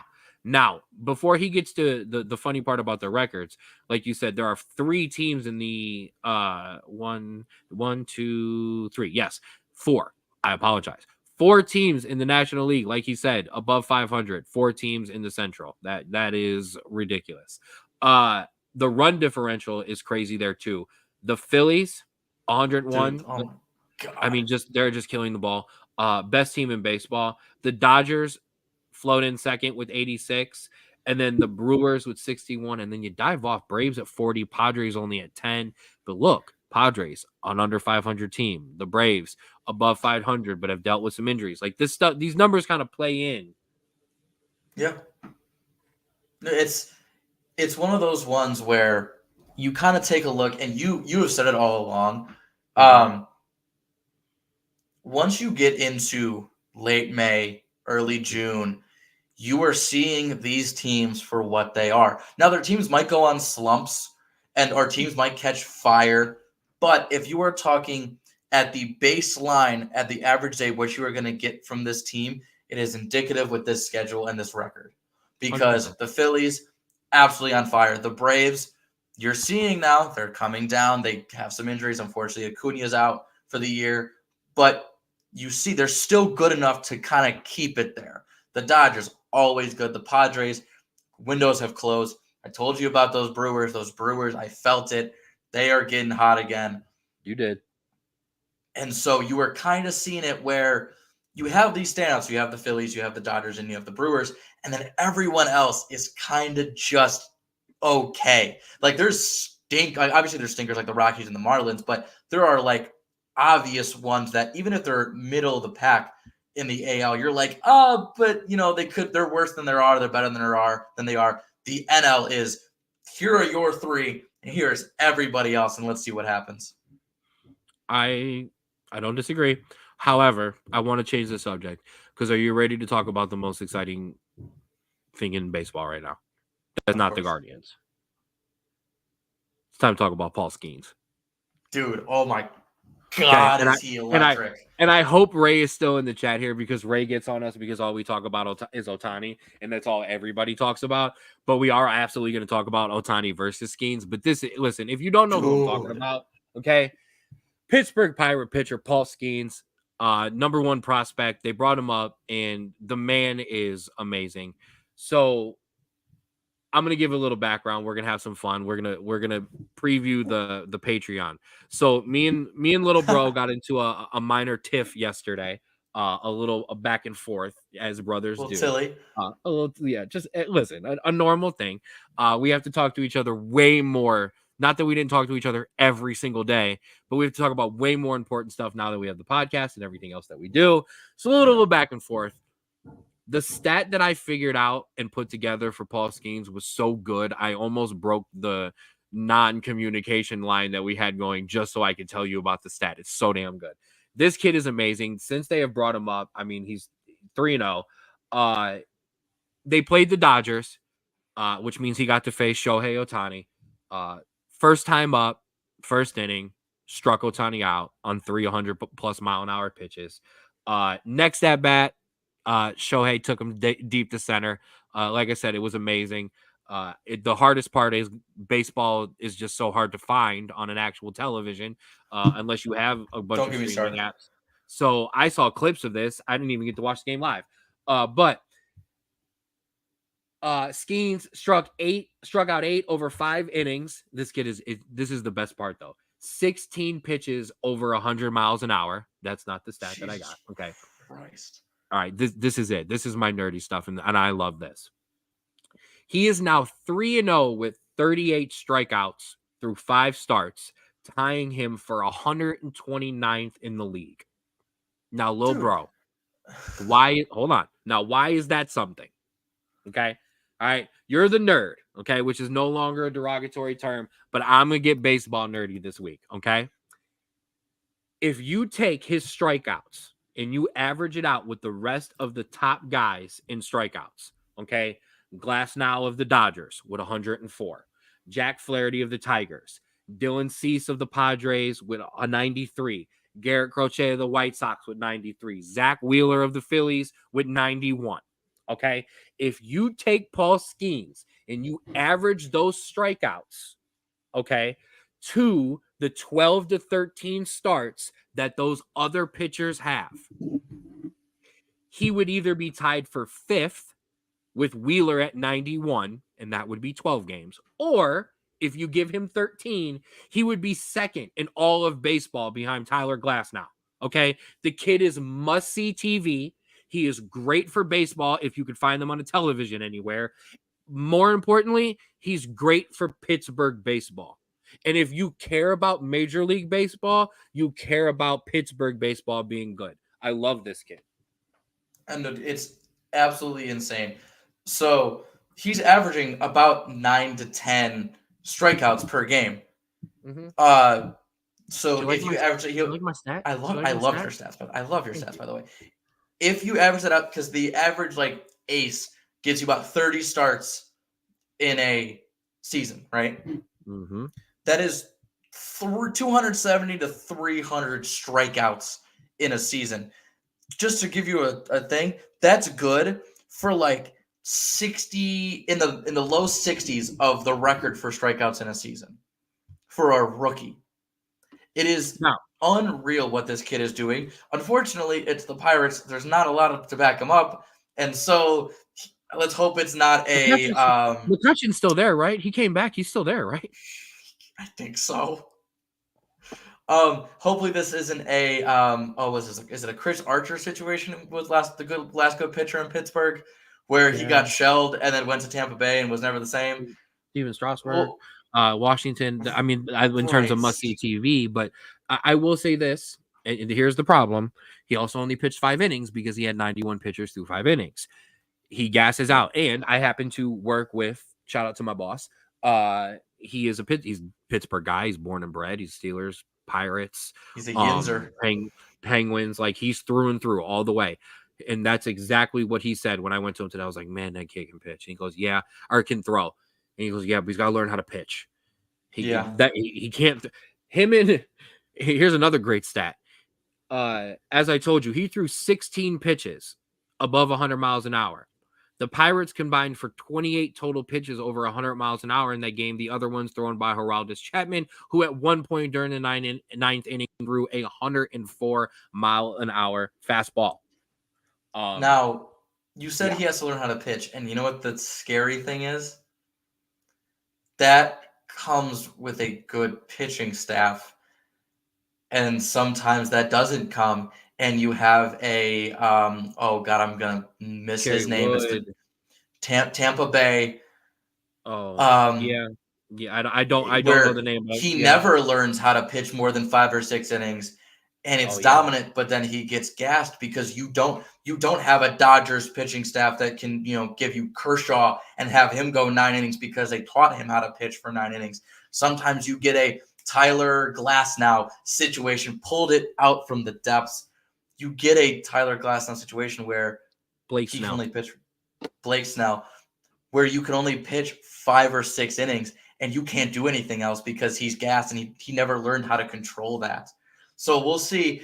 I am nervous, but right now he is must-watch TV because that dude can rip a fastball. Absolutely. All right, bro. Let's give out some awards. Yes. It is time for your honorary Straub Bro of the Week, presented to you by Create Your Own Wave Clothing. Create Your Own Wave Apparel. Check them out on Instagram, Create Your Own Wave 2021, and the apparel itself at cyowapparel.myshopify.com. Don't ride the wave. Create your own wave and be a Straub Bro of the Week. Bro, you first. All righty. So you almost stole it, but I appreciate you for backing out at the time. My Straub Bro of the Week is none other than a player who's going to participate in the NBA Finals and potentially win the thing and be an MVP candidate. It is point guard Kyrie Irving. Now, it is not for the Immaculate 2016 Finals run, although I would give that in a heartbeat. It is for what he did off the court. If you remember, Kyrie Irving was dropped by Nike due to some of his comments, but he signed with Chinese company Ansa. They are a shoe company. He has been with them. He has been their flagship person, and he has a signature line where he can control that and be his own creative director. In this, he has done what is honestly the best Father's Day present you can give any father, and he has signed his father to a signature shoe deal, the first ever. I'm sorry we can't do that. We just don't have that kind of money. But I think this is an absolute insane but amazing move by Kyrie Irving to really just show how much he is not matured, but thankful and giving back to the people in his life now that he is getting up there in terms of his NBA career. And it's absolutely fantastic to see. 100%. Like the most awesome. I don't know if that's technically considered nepotism, but like the most awesome nepotism I've ever heard of in my life. I mean, technically, he's giving back up. It's reverse So I don't. nepotism. Right. So I don't know if that even technically counts or what that would even be considered. I apologize. But that is awesome. When I heard about that, so this is what I actually wrote in my notes. I'm going back up for it, and Pops is in the chat, so this is even funnier. And everybody knows this. Well, not everybody knows this, but if you listen to our show, you know how much I love the Dan Le Batard show. One of the great, amazing parts about the Dan Le Batard show is the people that he has on the show that have been in his life and has been his friends forever. Well, on the show is a person. He's the executive producer and he's an on-air person. His name is Chris Cody. Well, Chris Cody's dad regularly appears on the show. Greg Cody is a longtime Miami Herald columnist. He's been around for a very, very, very long time. I think about as long as Dad has. Probably actually a little bit longer. I know that's tough. But they do a great segment on the show called Back in My Day, where Greg Cody gets on there and complains about something that is not the same as it was back in my day. Dad, I can't give you a shoe, but at some point we will give you some kind of get off my lawn. I think that's what we're going to call it. They call theirs Back in My Day. We're going to rip it off. We're going to call it Get Off My Lawn with Pops. And we're going to give them a little minute or two. We're going to get a little minute or two. No, I think they would appreciate it because I'm blatantly ripping it off. There's a difference. I'm acknowledging that. And they actually appreciate that. The guys who listen to the show, if I sent this clip out and any of them ever watched it, I think they might appreciate that. But Dad, we can't give you a shoe, I can maybe do a logo for you, and I will give you your own segment, and we will call it "Get Off My Lawn" with Papa Straub, and we or Pop Straub, and we will go from there. That's the best I got for you. I respect it. All right, so 1 second, I gotta handle something. And then I'm gonna get to my Straw Bros of the week. I will say, breaking Go news. ahead.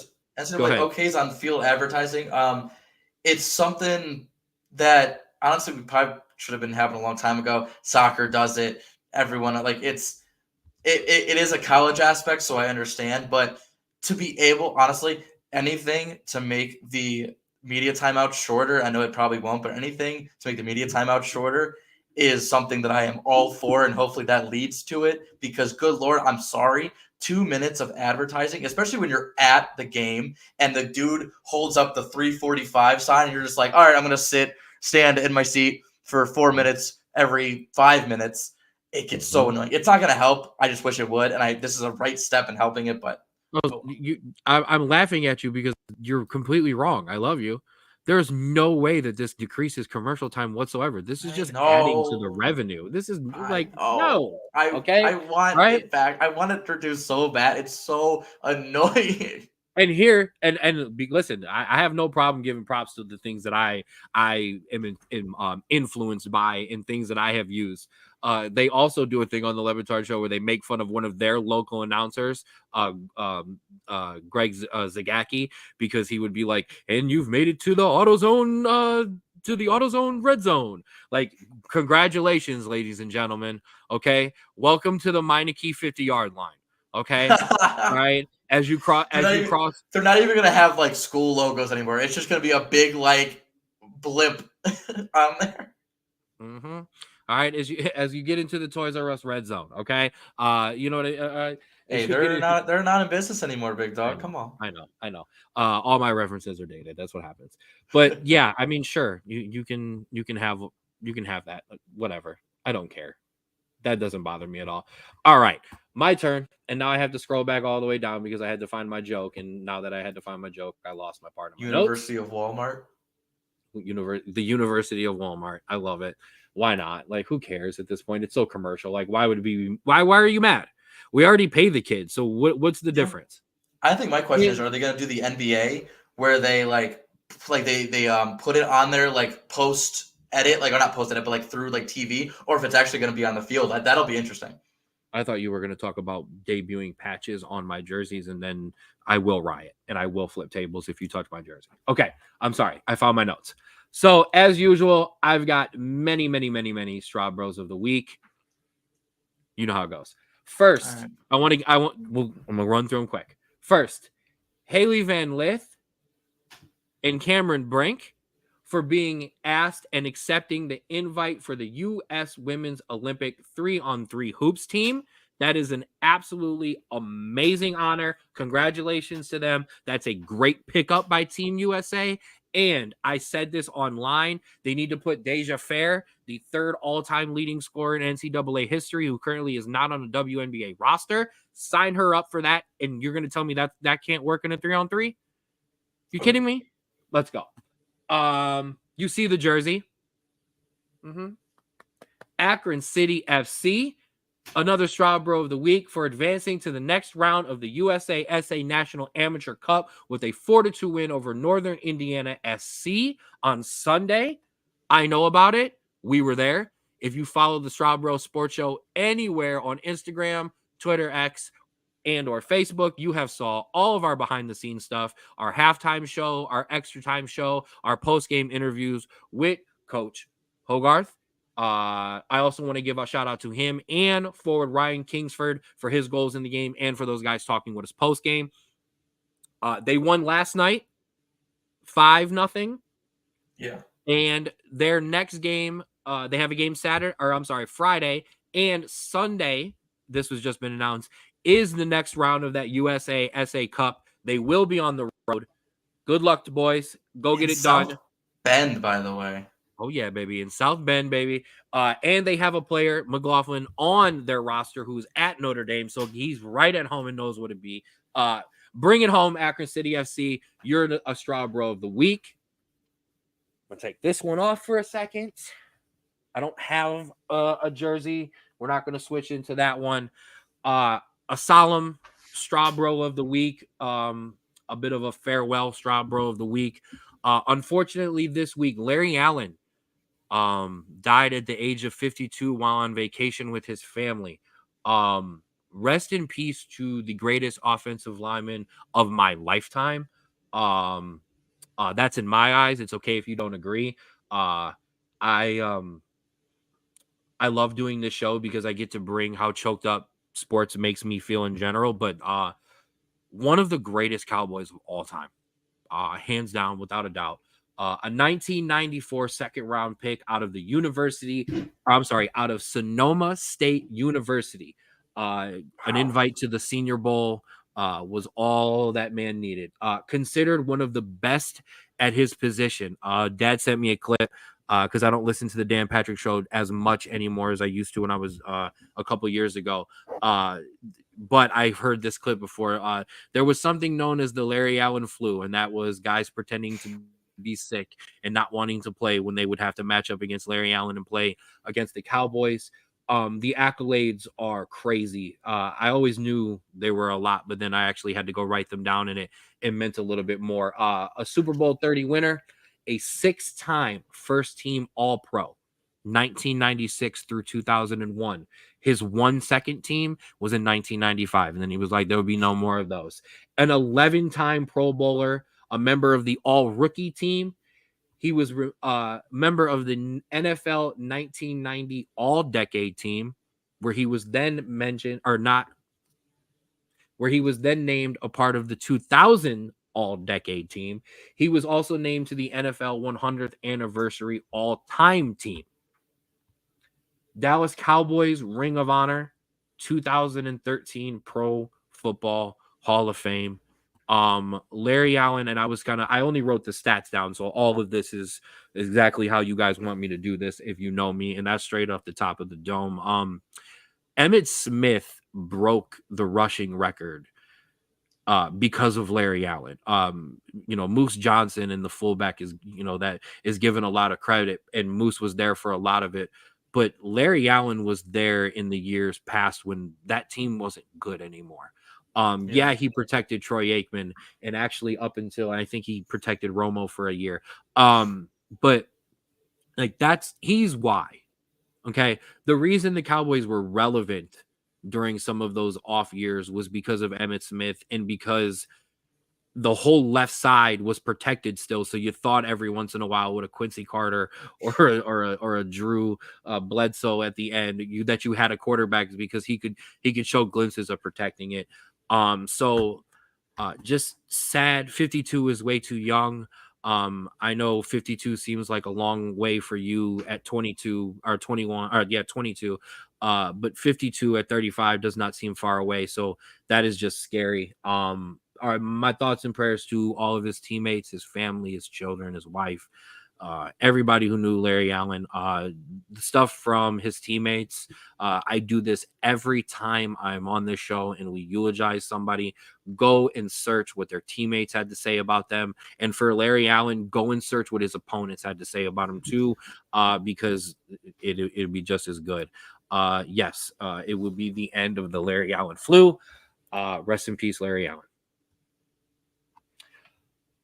I got one more. So we're gonna stay in the emotions, but we're gonna turn them around a little bit, because I had said last week I was going to do this, and I get to run this back and play this for him in an hour if he's still awake. Your last Straub Bro of the week is my son, your nephew, Landon Straub. Last week we did not have a show on Thursday because my little guy graduated from preschool into kindergarten. We'll be starting kindergarten here. So it was a very emotional day for Dad. He was a very good boy. He sang all his songs and he participated in his graduation, like the good little boy that he is. And then he got to eat whatever he wanted and do whatever he wanted for that Thursday. Not that he doesn't get to do that anyways. That's my last Straub Bro of the week. I love you, my big guy, my little man. The world is yours. The world is your clay. Make it what you want it to be. Please be true to yourself and happy in what you do. And I will always be proud of you, my son. And as always, go Irish. And that would be your Straub Bros of the week. Beautiful. All right. Beautiful. All right. Now let's finish this up. It's time to talk some footy. Yes. It's time to put a bow on the club season, the domestic season, because we had the last of a bit. I know you got you might not have a graphic for me, but yes. Do I have a graphic? Right. What kind of question is that? We're gonna go through kind of some of the important ones. I'll let you kind of fill in some of the other ones, the ones that happened specifically that I want to talk about. Real Madrid, 2-1 win over Borussia Dortmund, winning their 2700th Champions League. What is it, 13 now? Their 15th Champions League. I'll be honest, other than the first couple of minutes, it really wasn't a game. Dortmund had a couple chances early, and then after that, Real Madrid kind of dominated. Yeah, I mean, Dortmund, it was a game that after the first 20 minutes, and I was watching with Tyler, the local Borussia Dortmund fans, I looked at him at about the 40th minute, and I said, you need to score before half, because after all those missed chances, it is exactly how you think it plans out. Borussia Dortmund have the first 20, 30 minutes. They have 3 or 4 clear-cut chances to score. They don't. And then what Real Madrid always does, they adapt, they adjust, and they put it on Dortmund in the second half and put 2 on them in the blink of an eye in the 70th minute.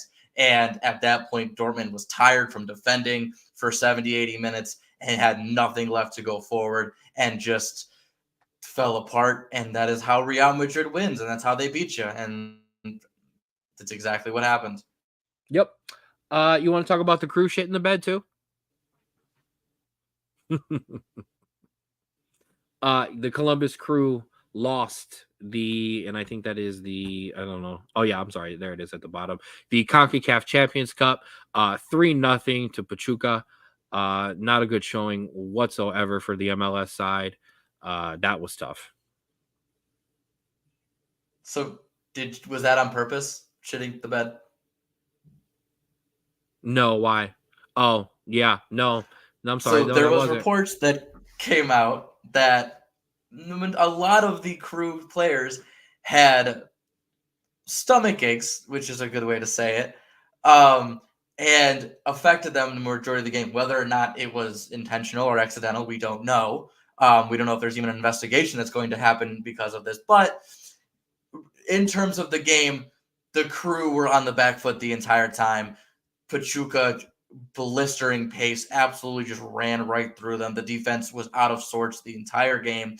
The midfield could not stay together, and Pachuca dominated, and it was rough to watch. As a FC Cincinnati fan, it was very enjoyable, but as a friend, it was very hard to watch my friend's team get basically dominated the entire game. No, I know. That is a tough one. Straub, do me a favor. Take me around the rest of these couple of results and then get us started on the US side.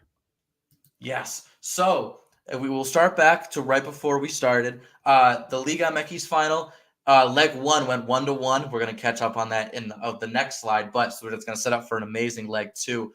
I don't know why Ken didn't mention this. Ken's Manchester United beat Manchester City 2-1 in the FA Cup final, securing their place in Europa League and winning them a trophy. It's still yet to see if Erik ten Hag is gone after that performance, but we will see. The DFB Pokal, the German final, Bayern Leverkusen, the team that unfortunately lost their Europa League final and did not complete the perfect season, did finish with the trophy. They beat underdogs and massive surprise Kaiserslautern 1-0 to win the DFB Pokal, the German Cup. And going over to France, the favorites by a mile, PSG won 2-1. Celtic and Cameron Carter-Vickers, the American, beat their bitter rival Rangers in the Scottish Cup to get them the double and another trophy there. We can move along to Sunday in your English Championship final. the final team that is going up to the Premier League is Southampton. They beat Leeds United 1-0. They will be the last team joining Ipswich, and I can't think of the other team to be promoted to the Premier League. As you know, Sheffield, Burnley, and Luton all went down. Southampton, Ipswich, and the third team that I can't remember are going up. So those three will be replaced. We finally get to the Liga MX final leg 2, where Club America wins 1-0. They win on an aggregate of 2-1 and win the Liga MX trophy.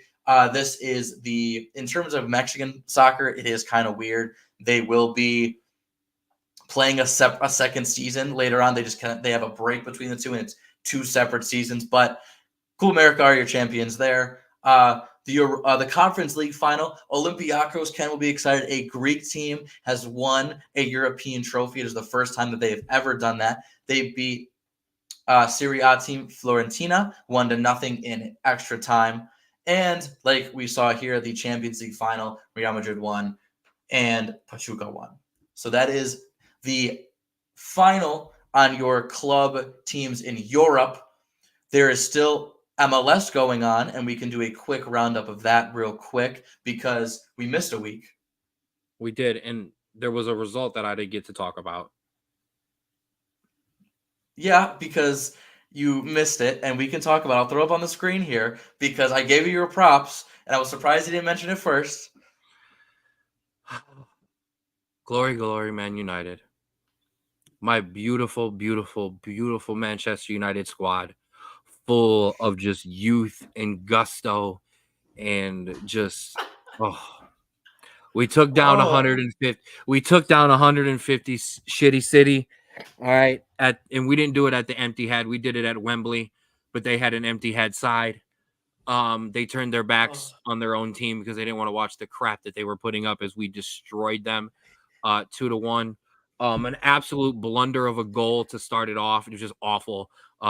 Defender went to play it back to his goalie, except the goalie rushed, so he played it over his head. And Alejandro Garnacho smashed it home to make it 1-0. And then, honestly, what can only be described as the goal of the season for my team, with all of the great goals that we have had. Defensive play at the back. Ball squeezes out to Kobe Mano, who plays it out, to Bruno, who plays it to Kobe Mano. Mano plays it out to Rashford. Rashford plays a ball cross field to Alejandro Garnacho, who takes a run, plays Bruno into the box. Just everyone in the world thought that Bruno would touch and shoot, even the cameraman. He lays it off to Kobe Mano, who just absolutely finished it home, and that was 2-0.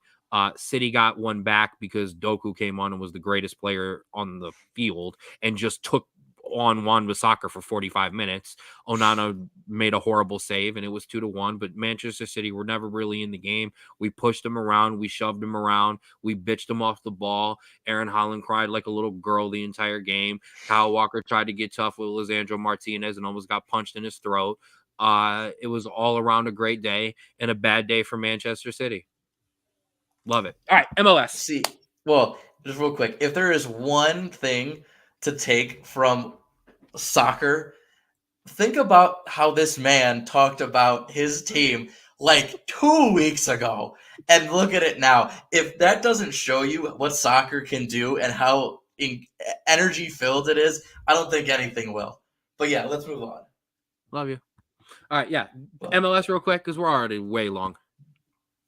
Yeah, so in your East, Inter Miami still at the top, but Cincinnati have 2 games in hand or in 2 points behind. So one win would put them ahead once those games are caught up. A gap is starting to form between both of the New York teams and the rest of the MLS, or the MLS East. The lower half that's going to fight for a playoff spot is shaping up really well. You see Philly, Nashville, DC, even Orlando and Montreal are in that mix. That's going to be a lot of fun. So that's kind of your East there. New York, New England still at the end. When you move to your West, Salt Lake is holding a firm lead, but a late surge from LAFC sees them a close second. And then a bunch of other teams kind of vying for the rest of the spot, including Ken's LA Galaxy. Yeah, it was a tough week. Tough week for my Galaxy. Tough 2 weeks for my Galaxy. But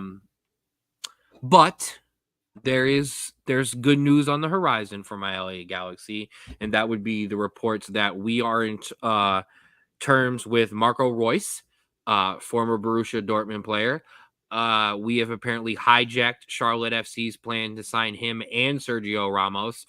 So we are paying Charlotte FC for some rice fees. Oh no, that was San Diego. I apologize, who they were rumored for both. But we are paying Charlotte FC for some kind of discovery rights thing because the MLS hierarchy is full of greed. But Basically.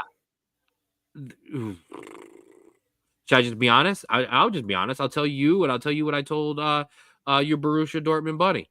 I don't like it. Sure, we got a star, I guess, but this is not a team that needs another winger nor another attacking midfielder. They need some defensive help, and yeah. However, this is a money league. This is a retirement league and a star league. Marco Reus is retiring from heavy competition in European football, so he's coming to America to vacation. So I'll take him in LA. And it's going to put butts in seats. I know.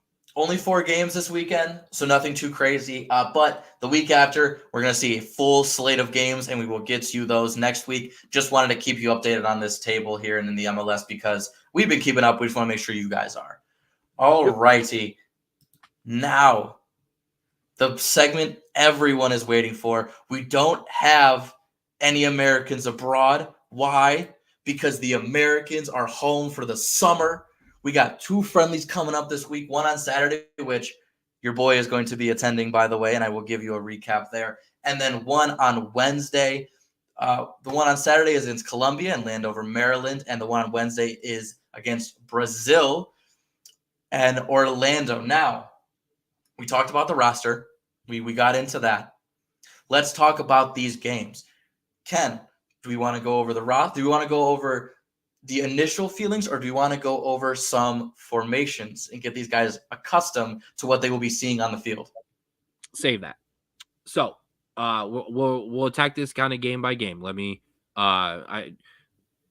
you're never more excited than we get into this kind of stuff. So let me drive this a little bit because it is already 7:24 Eastern time. So Colombia. The first game is against Colombia. This is a talented Colombia team, but points can be taken from this game. Okay. They have a very talented Premier League talent and striker in Luis Diaz. You always want to be aware in these cup competitions for players who are on their final runs, i.e. Colombia's James Rodriguez. He is on the roster. Probably not going to play many minutes in the friendly because they're going to want to save him for some important Copa moments. We, Straub Bro Sports Show, are going to have a full Euro 2024 and Copa 2024 breakdown next week. So we're going to just kind of dive into these 2 games and just kind of be strictly on the American side here. I want us to go and get points. I want us to go and attack this team. Okay. I want us to really test ourselves and see what kind of competition we're going into. I don't want to do that against Brazil. Okay. I want to kind of be respectable and also kind of not get torched. I want to go after Colombia. I want to go at Colombia. I also want to be the CONCACAF team that doesn't get rolled, considering Mexico got rolled 4-0 by Uruguay last night. Shout out to Manchester United's Facundo Pelistri for getting a goal. And Canada got smoked in Jesse March and Michael Bradley's first game as coach and assistant coach by the Netherlands 4-0. How about them apples? Yeah. Cuatro a cero.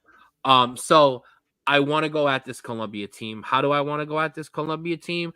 I want to go at this Colombia team, what I think is probably a very similar lineup to yours. So why don't you go ahead and throw that lineup up?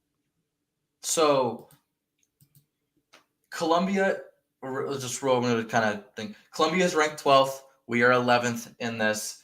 They have Luis Diaz from Liverpool. They have James Rodriguez. They are currently 3rd in World Cup qualifying for South America, and they finished Copa 3rd last time they played this. They are a strong defensive team. They can dominate possession or counterattack depending on the opponent. So they are very multifaceted. The U.S., I think, needs to be patient here, and that is why this is my lineup for Colombia. This this is my lineup for Colombia, as I think it is one we are most accustomed to and something that I think we could be very adaptable in. So this is 99% of the formation that I want. And the only difference that I have is I actually have Timmy Weah playing where Joe Scally is, because that is where Timmy Weah has been actually playing for his club. And I have actually I have two changes. I'm sorry, three changes. I apologize. So Timmy Weah where Joe Scally is. I have Haji Wright That's out what I thought you were wide going to say. in the spot where Tim Weah is. And I have Josh Sargent up top. I have Josh Sargent. Yep, I have Josh Sargent up top because I am a Josh Sargent guy. I'm not going to apologize for that, and that's what that is. Now, I want I wrote this down. I have Florian Balogun as my 60th minute, 50th minute, halftime, if you need sub. So I have a very quick hook. I mean, all of these cliche sounding things Andrew knows very much well as we set our FIFA lineup on our Saturday nights, on a Saturday nights after Akron games as we make our cup run. A quick hook, but that's what I would do. I don't have a problem with this lineup. I'm not sure about Joe Scally, so it scares me to start him there and then have to drop Weah back into a back position like that. But I agree with everything else. I want to see Chris Richards. I actually thought maybe Mark McKenzie, but I want to see Mark McKenzie at some point as he was in my mind. He was in my mind. The only thing I have for Tim Weah is he's been playing as a wingback, which for those that don't know, plays a lot farther up and has less defensive responsibilities than a right back. I think if we're playing with a fourth back, two center backs, and the two fullbacks, I think Scally has to be your guy, at least in my opinion. I don't mind starting Sargent. Honestly, you start the hot hand. It's kind of like a goalie in hockey. You start whoever's hot and you roll with them. This is kind of without seeing how they are in training and seeing how they are there, this is your most talented striker, and this is who I think you should play. Now, I'm not against that, but all three of these guys have to see minutes against Colombia, and that is as in Florian, Haji Wright, and Josh Sargent. You cannot go into that Brazil game with these three guys not have had touching the field. I absolutely agree. And I think you can do that in the midfield as well. I think Cardoso needs to get some minutes. I think Musa needs some minutes. I think you need to get some of those guys. I'm waiting for the name for me in the midfield that stands above them all as somebody who needs minutes, and that would be Malik Tillman. Malik Tillman has got to see the field too. He has got to see minutes, and for me, that's maybe more above Musa. And I know everybody loves Musa when he comes into the United States men's national team. We've talked about him in the Serginho Dest class as a guy when he puts the United States men's national team shirt on. He is a completely different player than sometimes he had at his club in a good way. He's even more outstanding than he is at his club. But I want to see Malik Tillman on this field because I've also seen what Jonas Musa can do against top talent, and I saw the cap. We saw what, you know what I mean? We saw what Timmy Weah could do against some of the top talent, and he's still young, so he's pushing his ceiling. Like, we haven't seen Tillman yet. We saw what Gio Reyna could do. That's why Gio Reyna has to start and play significant minutes. Those game changers on the international level have to play. So that is your Colombia. Do you want us prediction or do you want to go to the next one? I think the United States men's national team can get a positive result against Colombia. I like that. I think we need at least a draw. I would not have anything less. I think on our not best day, but on a great day, we win. I think on a good or mediocre day, we draw. It honestly just depends on what team comes out to play. I think we're going to come up and show up, but we're going to see. Now, the bigger test. The bigger test would be this next game against Brazil. We're just going to talk about it real quick. I mean, you're a little young, so the Brazil, I know everybody knows Brazil is great, obviously, but I watched the original Ronaldo, okay? Not Cristiano Ronaldo, R9. Um, we're talking Ronaldinho. We're talking Yoga Benito. Okay, we're talking about the beautiful football. I mean Ronaldinho, Gaucho, Cafu, Roberto Carlos, Kaká. Like we have seen it. Um, this could possibly be the best setup I've ever seen a Brazil team have in terms of just wanting to win. Yeah. The whole thing about these Brazilian teams is they don't always want to win. Not well, they want to win, but they want to play a certain style of football that isn't always conducive for winning in the modern game. Dude, this team is ridiculous. Marquinhos, Gabriel, uh Beraldo, that's in the back. They have Vinny. Rafinha, Rodrigo, Martinelli, Vinicius Jr. up top. And then the midfield, and I know this is normally where you have these stars and you have these Andreas Pereira, Bruno Guimaraes, Douglas Luiz, Yao Gomez, Lucas Paqueta. That is Solid. right. They are going to put the work in to protect the back four, who's very talented, and they're going to put the work in to supply balls up top to literally three of the most informed players right now. When you talk about in Vinicius Jr., Martinelli, and then you switch between Rafinha and Rodrigo, Yeah.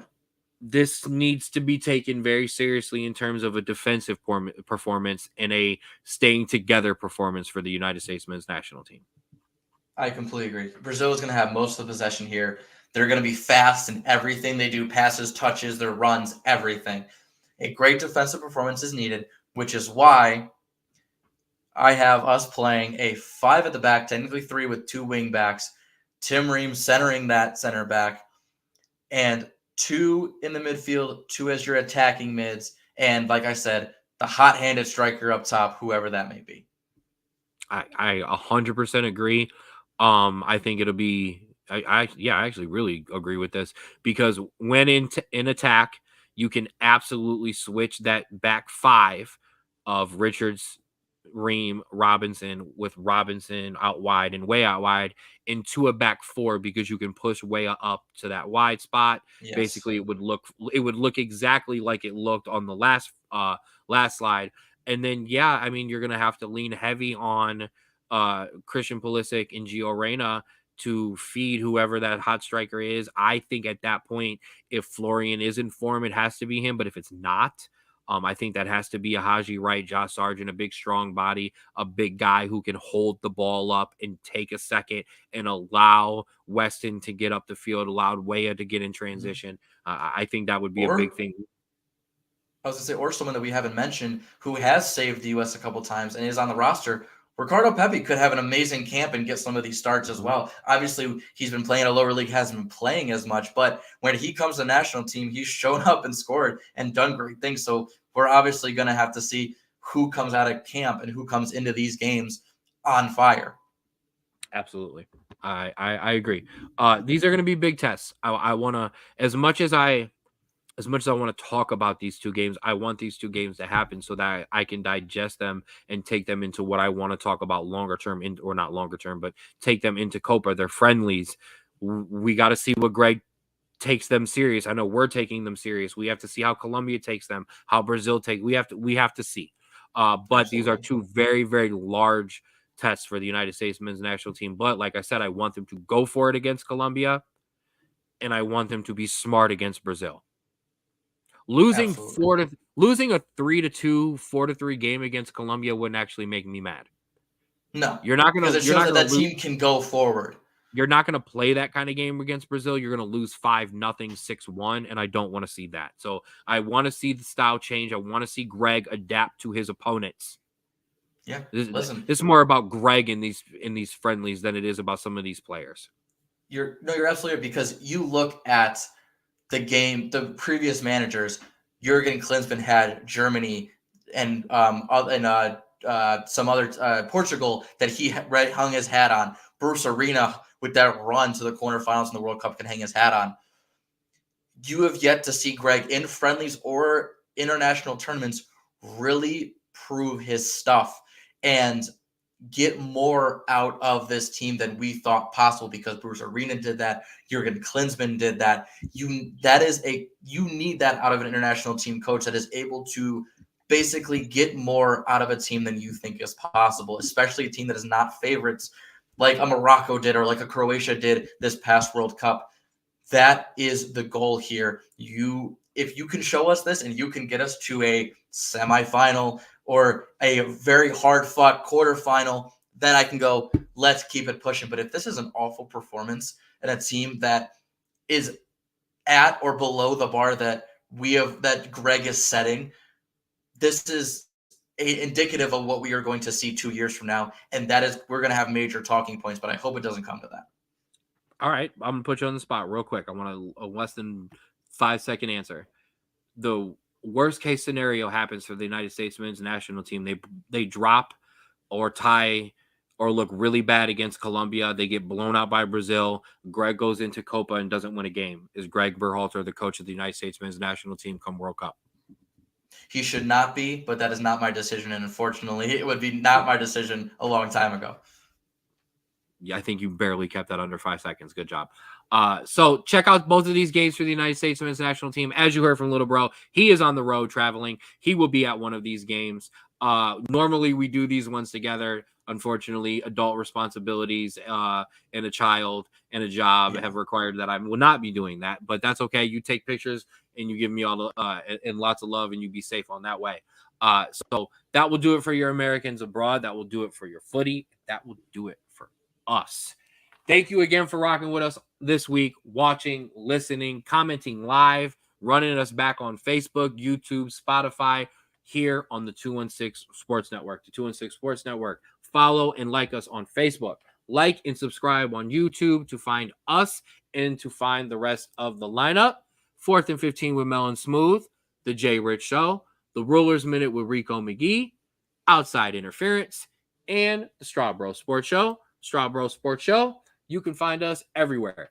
TikTok at DSBSS, on Twitter, formerly X, at Straub Bro Sports, and on Spotify. You can catch up on anything that you have missed. You can rock all the way back to the beginning, whatever you feel like you need to do there. Check out our soccer specific shows. Check out our crunch time episodes. Check out our crossover episodes with the Rulers Minute and Rico McGee as well. Shout out to KZ Productions for letting us post into their Facebook, YouTube page as well. We always appreciate it. We appreciate you rocking with us for there as well. Like and follow them both platforms as well as us. It kind of helps us all. It helps us all grow and try to do it big. Also,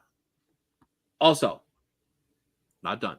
A big shout out, Austin Fink, my guy over at Create Your Own Wave Apparel, for rocking with us as always. Check them out on Instagram at Create Your Own Wave 2021. Facebook at Create Your Own Wave, and check out the actual merch at createyourownwaveapparel.myshopify.com. Don't ride the wave, create your own wave. And we'd also like to give another big shout out to another small local business, our new friend of the show, oldtimecandy.com, your home to old-fashioned retro candy you ate as a kid. And when I say retro, I'm talking all the decades, 80s and 90s, 60s and 70s, 40s and 50s, and yes, even the 1920s and 30s. Order a box by the decade, pack a bag for a custom order, buy in bulk, and check out the retro toys there. A ton of cool stuff. Like I said, they make great gifts for Father's Day. They make great gifts in general. Go to oldtimecandy.com and use the promo code SBSS and get 15% off of your order. Like I said, get one for Father's Day, get one for the office, get one for the warehouse, get one for yourself. Get one and enjoy some candy from your childhood, or like I said, explore some candies from the past that you have never tried before. I'm going to show it again. Shout out to Barb for my box and the show's box of Old Time Candy. The house is not happy that I have not allowed them to open this and devour this, so that will be happening. Oh, Ray got a birthday. They make beautiful birthday gifts, and like I said, use promo code SBSS at oldtimecandy.com to get 15% off your order. Thanks for being part of the show. They will absolutely be a part of the show going forward, so we want to do that and give them a big shout out as well. Bro, final shout outs on your end. Yeah, thank you everyone for watching. it isn't going to be, at least that I've looked at the weather, it is going to be an amazing week and weekend. Go outside, go spend some time with family and friends, but check out some soccer, all right? Check out the beautiful game. We have amazing tournaments coming up this summer, and summer soccer is fantastic. Absolutely. I want to throw that back up one time because I did miss it during that, so that you see that, but that will be a recurring thing, so you always see that. Thank you again, as always. We truly appreciate your support, all of you. For Little Bro Drew, I am Big Bro Ken, and this has been the Straub Bro Sports Show. And as always, remember to love yours.